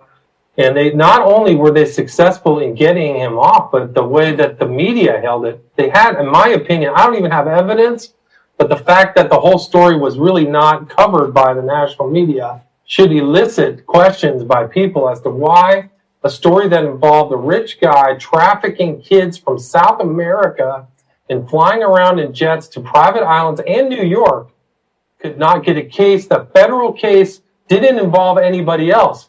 It was just Epstein. So any of his co-conspirators, whether it's Ghislaine Maxwell or anybody else who was involved in getting these kids, never saw any jail time, is outrageous. It's a really incredible story. It's a very important. It's as important as the Franklin cover-up, if not more important. And it was so weird how like his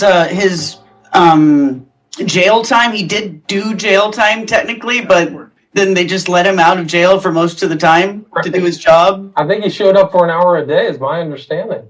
I mean, I've never even heard of that before.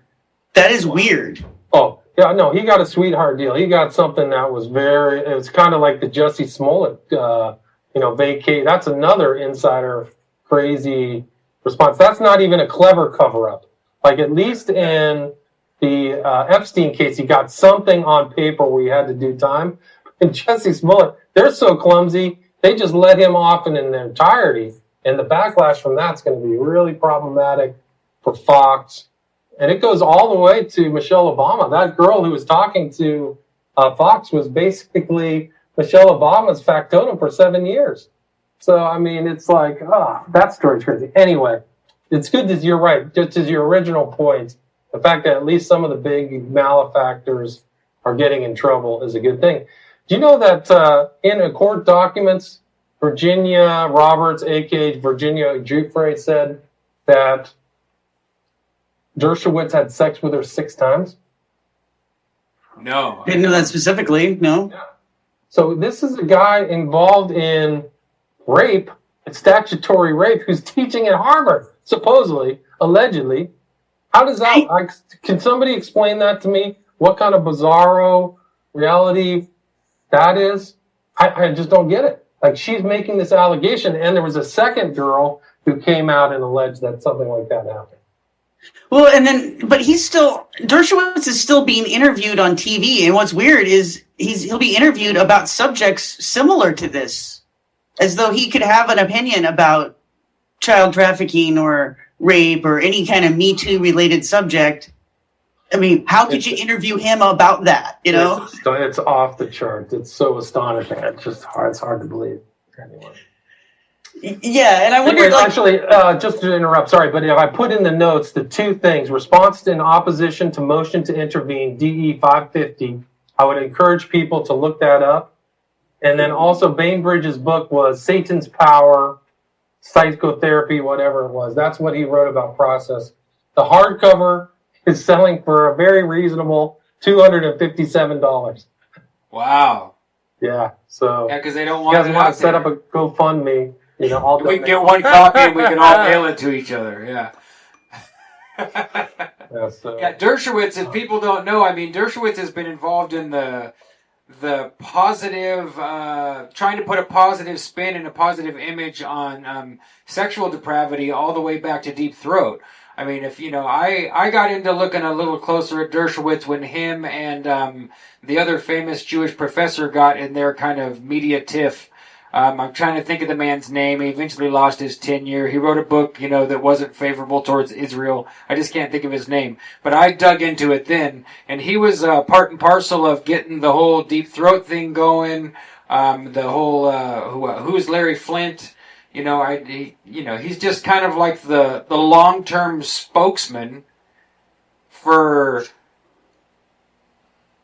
for in my opinion, bad things, depraved things. And like you guys just said, and you look just a little bit deeper, and these accusations are against him not one time but 6 times. And I'm sure there's that's what's officially documented against him. I'm sure the complaints against him are just as numerous as all the rest of these names, because they all have a very obvious problem controlling and instead feeding their disgusting passions.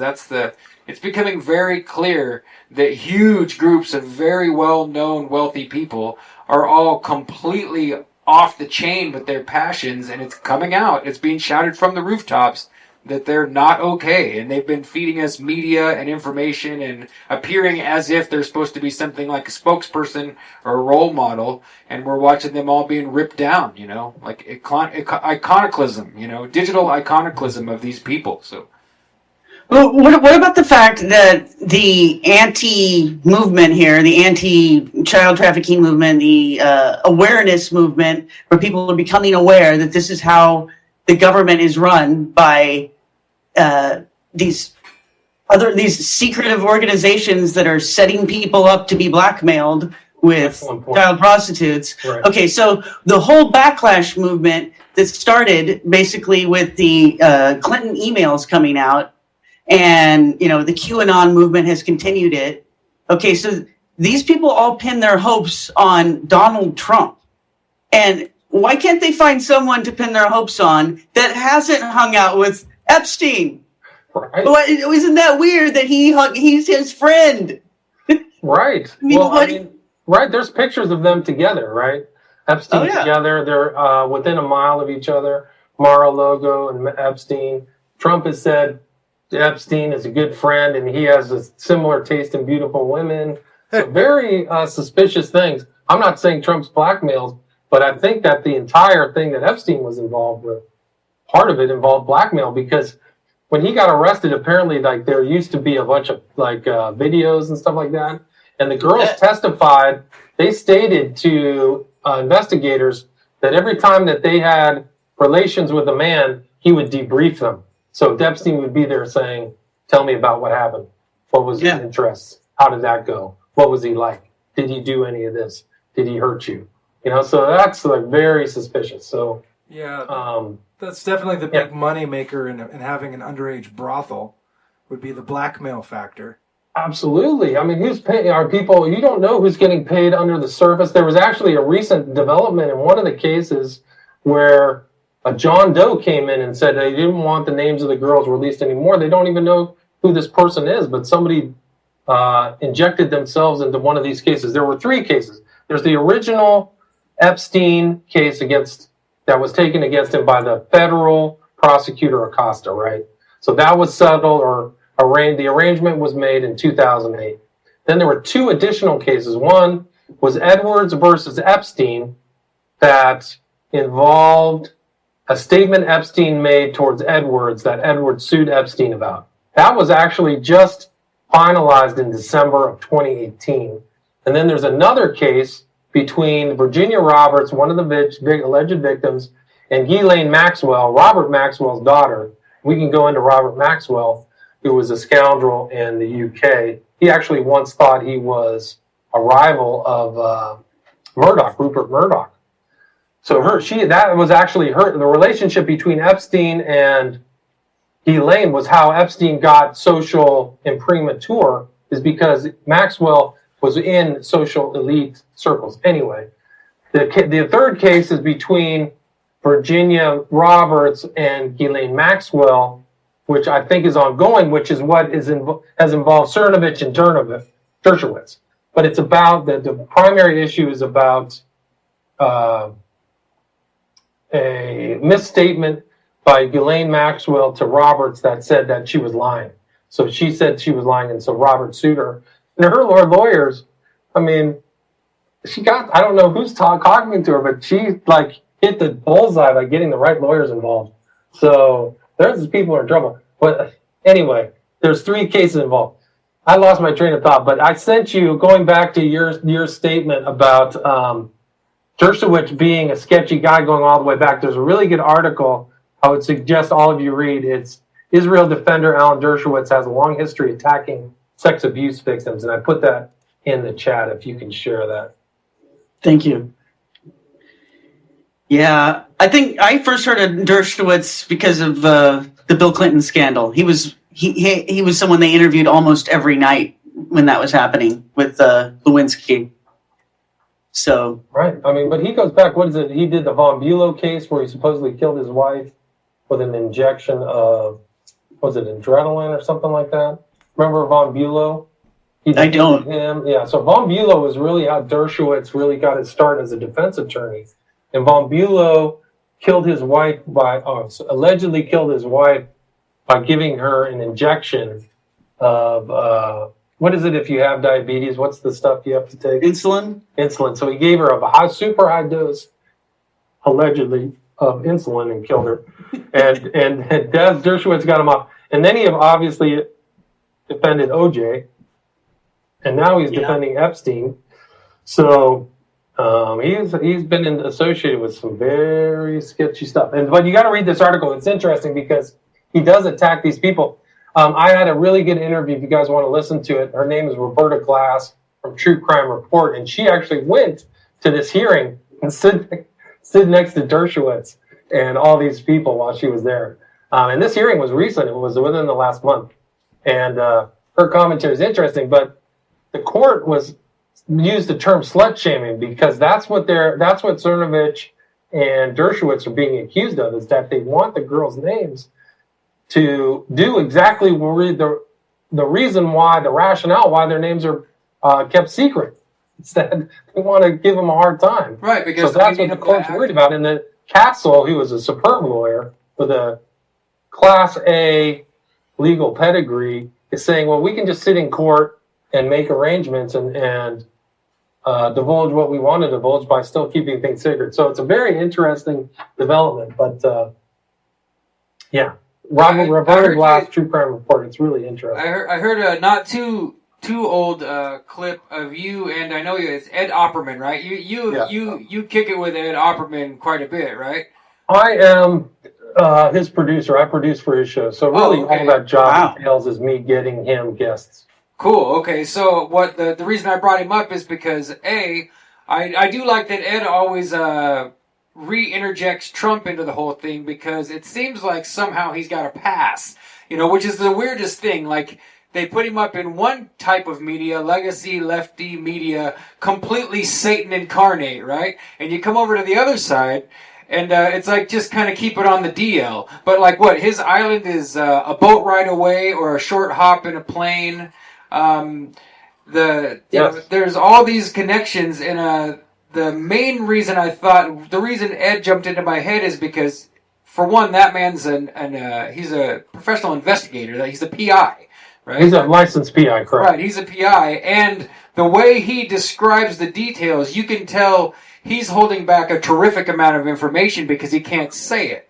He's privy to a whole bunch of. I have a lot of experience with people. I could tell Ed's a cop or a retired cop or something just by the way he talks. So if not, he's been behind the scenes for a long time because he's got that wily veteran about him, and you could just. To be honest with you, I think Ed does the best. I mean, in my opinion, Ed does the best investigative show on the internet, better, well-known shows, because he's getting information sent to him all the time. Yeah, he knows a lot more people than anything he talks about in public. So he can vet stuff. He knows stuff. There's a lot more to the Epstein case. But, Trump, I'm not a Trump pure apologist. I was happy that he won compared to somebody who was venal and corrupt like Hillary Clinton.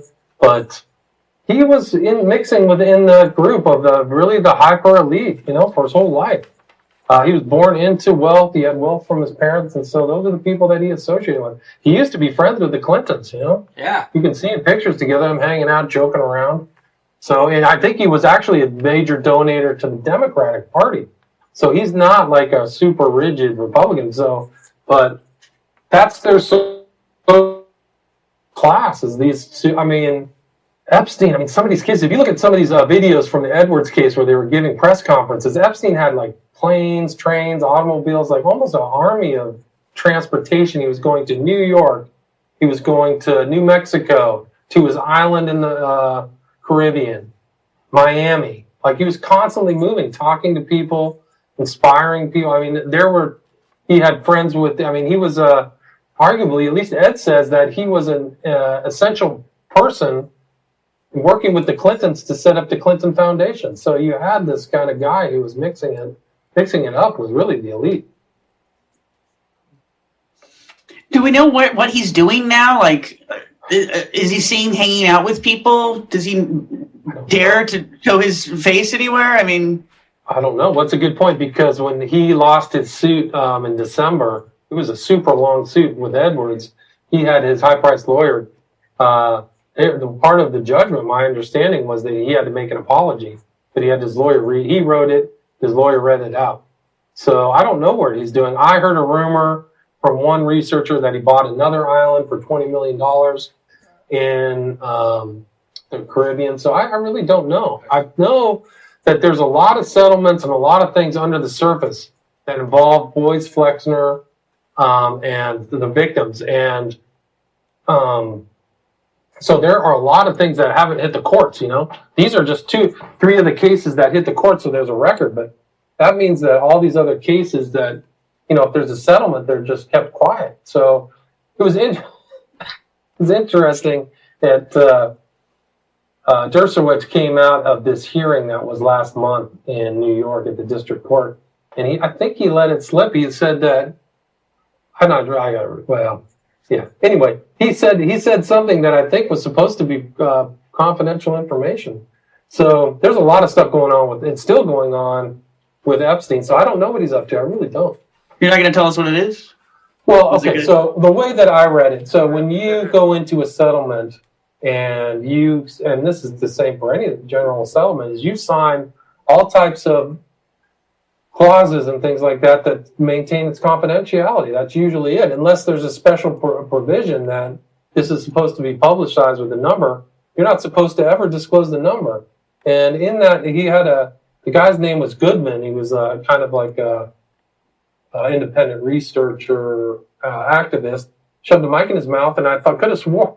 I'll have to look at it again. I may be wrong, but I could have swore Dershowitz said Virginia Roberts settled these claims for multi-million dollars, which you're not supposed to say. I mean, she could have got a $1 settlement just to have something as that she was in the right. You know, there's all kinds of strange deals. Well, usually it's obviously financial, but it was weird that he had said that. So that's my recollection. I'll have to. Yeah, he dropped dollar amounts, even if it's not exact amount. You know, saying, "Oh yeah, she won $100 million" is a huge deal. I mean, that puts a permanent target on your back, whether it's true or not. Right. You know? So you're definitely not supposed to disclose that. That's a violation of your, of the agreement, especially if he was in that civil case making that decision too. Yeah. As an attorney, so I don't even know who was his civil litigator, who his civil attorneys were for those cases. I'm assuming it's Dershowitz, and just until recently, I think 6 months ago, Dershowitz still said he was Jeffrey Epstein's attorney. So wow, really? Yes. Yeah. Wow. So we're getting a question in the chat here for William, whether or not, due to the nature of your great work, your research, it says if you ever feel afraid or in fear of repercussions. I mean, I know it's a common thing in the conspiracy realm to, we all have our own degree or variant of hyper-awareness of things going on. And I think that's a pretty good question because this is pretty current affair stuff. Current affairs always make me at least a little bit more, I don't want to say paranoid, but I'm definitely talking about things that are happening as we speak. Well, I don't really like quoting from Charles Manson, but one of his more famous axioms was total paranoia is total awareness, and I'm close to totally paranoid. I think all of us in this similar line of inquiry definitely. If you don't have that, then you're not really looking around. I guess your eyes aren't open all the way. And I mean, I will say a lot of people don't know my past. When I was an attorney, when I was going to law school in D.C., I worked for a guy by the name of John Clark, and I knew Patrick Knowlton for a summer. And the reason those guys are important, Ed has interviewed both of them. You can check them out on the Opperman Report. Is that Patrick Knowlton was in Fort Marcy Park the day that the body of Vince Foster was found. So he was the one who contradicted the public statement by saying that he saw somebody there. He saw somebody in the car, and that he saw, it's been 25 years. It's been, I think he saw that Vince Foster's car was there when the police said he wasn't there. So John Clark's still around. John Clark represented Knowlton, and that was an incredible case to work on. I was so young, 24, and there was very serious. Those guys were actually followed by dudes in briefcases, black backpacks, high intensity police cameras. And they actually have those pictures. Knowlton has the pictures of people who really were harassing him. It was a form of government, in my opinion, governmental harassment. And when I worked for John Clark, he had written something. It's very interesting because this was during the time of Lewinsky when the Starr Report was coming out, and the chief researcher for the Starr Report was Brett Kavanaugh. And the Clintons hate Brett Kavanaugh because of what he put in the footnotes of all the stuff that Bill Clinton, all the stuff that he was doing in the White House, that they never wanted publicized, and which was never publicized. And if you want to read about it, you can go upload the Starr Report now and just, type in the word anal and do a search. That's Brett Kavanaugh. But anyway, I was intrigued. I don't know why I said yes. But John Clark had me take this thing that was actually, the springboard to the Supreme Court of the United States is the District of Columbia, right? Right. That's the federal court that Kavanaugh came from, all these guys, Scalia. And John Clark was able to get this writer put in on, it wasn't the Starr Report. There was another guy who supposedly was an independent investigator for the Vince Foster death. And I can't remember his name, but the writer was an opposite of this other report. I can't remember the guy's name now. He was like a ex-FBI kind of guy. So Clark was very successful, and you can still read that. But I actually hand-delivered when I was 24. I walked through all of the halls of Congress, the senators and the House of Representatives, and hand-delivered this writer that explained really the real truth about Vince Foster being murdered and dumped in the Fort Marcy Park. And it was crazy. Like, I handed things to all these senators personally. And so that just caused grief for me for a long time. So I've always there's an answer to your question. I think you couldn't answer the question more fully than to say that, when the Vince Foster case was hot, I hand-delivered the writer into the halls of Congress. Yes, Bill Ramsey has a reason to be checking out all of his over his shoulders at all times. Yes, okay. That's I just what a can't story, even tell man. the stories. Actually, if I told the stories, it would discredit me. But there was actually an interview I did with Keith Hansen.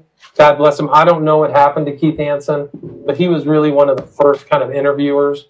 Visigoth. Have you ever heard of Visigoth? Oh, that sounds familiar. I have. Okay, so Visigoth. I did an interview with him. You can listen to it. In 2010, it's 10 years ago, and I explained that whole story in detail. Cool. Okay. And but there's the government functions in the United States a lot differently than the public really understands. So different people get into power. They control the FBI. They control the CIA. They control domestic stuff. The FBI, if they don't like you, it's not a good thing. It's not fun.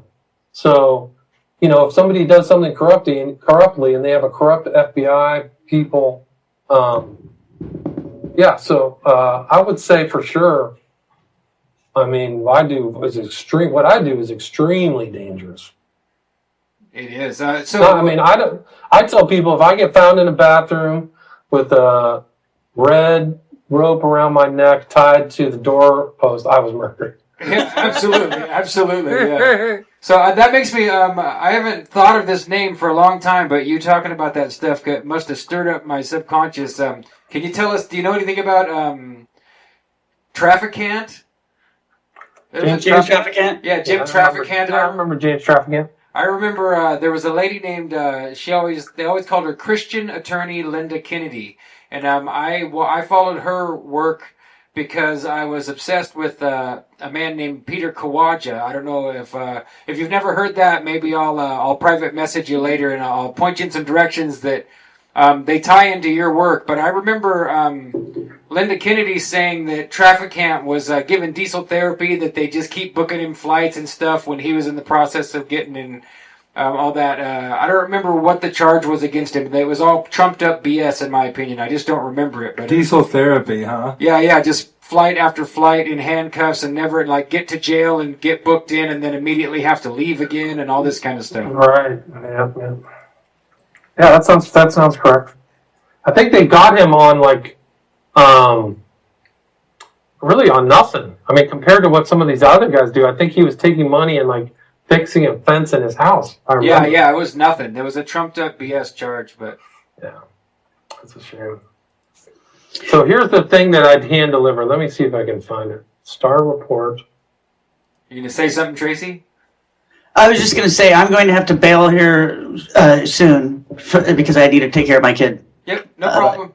There, I put it in the show notes. If you want to read it from John Clark stuff, you can read it. It was in the Star Report. Now I remember. Okay. So it was the thing that he put in the Star Report.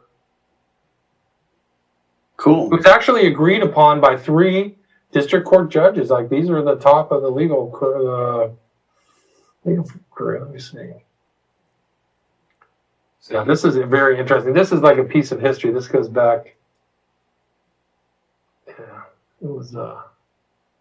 Yeah, let me see if I can find that. Now, where'd you say you dropped it at, Bill? I put it in the Zoom chat. Oh, okay, yeah, Zoom chat. There we go. So there's so many chats going on here. Yeah, this is. I got a lot of stuff on the Zoom chat. I don't know if you guys want to switch that around, but that's all the information they put it. Let's see.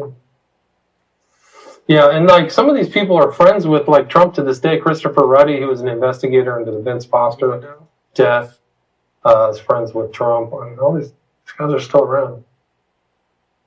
Wow. Yeah, you must be surrounded by creeps if you're in the inside at all, and I wonder what that's like. If you're not. DC is really, it runs a lot differently than the public thinks it runs. It runs a lot on blackmail and information, dirt on each other. People are always trying to get dirt on each other. It's really strange. That's what seems to be coming out. It's like what used to be, alluded to by authors of conspiracy books is now you can actually see them threatening each other on Twitter. It's amazing. They're out in the open about it. It definitely seems like what we used to witness through, I'd say, a better job of encoding and a better job of being subtle and hiding it. Like it would be exchanged over mainstream media and maybe in print media. You'd see all this subtle interplay of threats and implications and finger shaking and blackmail, bribery, and now it's like Tracy said, okay, so if you're following the tweets and the most basic crappy threat code, you're like, oh, look at these people are at each other's throats over here. So I consider it all just a super acceleration. So the quality and the subtlety has gone way down because now instead of having to articulate a plan to make a threat, you just go on Twitter and go ooga booga, and then it comes across really wonky. Seems like they used to do a lot better job of hiding their evil deeds than they do nowadays. Well, the social media is real trouble for them because they could really control, there's the media is so concentrated in 4 big companies, they can really just work with them, give them tax breaks. One of the big ways they can control, which a lot of people don't know, is that the office of the president has in addition to other budgets, they can apportion $700 million in anti-drug ads, right? And all of these educational ads to these, they literally pay the big networks just money. So if you're their pal, that's just your bottom line. That's just a free $200 million from the government. Do you think you're going to put that at risk? No. So all those ads at 3 o'clock in the morning, blah, blah, blah. It's really the way they operate and control from the top. Hey, William, thank you very much for coming on. I'm not wrapping up your interview. I'm not in control of the show here, but I have to go. So it was very nice talking to you, and you've Nice to talk shared to a you lot as well. of great information. So thank you. Okay, we're gonna give Well, Tracy nice, an Tracy. early. Good night. Okay, bye. Good night. Thanks, Tracy. We'll be in touch. We'll hit you up here in a little while. And All right, see ya. if you still want to, we're usually still on for at least another 30 minutes. If you want to kick it and stick around, Bill, I'm glad to just digress. And you're I think I'm going to wrap up too, man. I think Yep. I'm tired. No, Yeah, I see it's getting late, so we're on the West Coast, so we're a little bit earlier, but we can't thank you enough for coming on. We'd love to have you again sometime, folks. Please check out William Ramsey and everything he's doing. Support his work, especially the Smiley Face Killer stuff. Share that stuff out so that people who drink in bars and like to hang out are aware of the risk that they're in. Absolutely. And get a look at this thing. Look at his stuff on the West Memphis 3 and all of the 9/11 Crowley stuff. He's on Twitter. It's all in the description there. And anytime, Twitter links. I'll send you some. Is email best, Bill? If I want to hit you up. Sure, absolutely. Cool. You can send it to cultinvestigations@gmail.com. That's fine. Yeah. So I'll think over some of the stuff we talked about, and I'll be in touch. So. And you Great. guys, Awesome. Thank you very much. I appreciate you having me. It was a pleasure. Yep. yeah, thank you so much. All right, good night.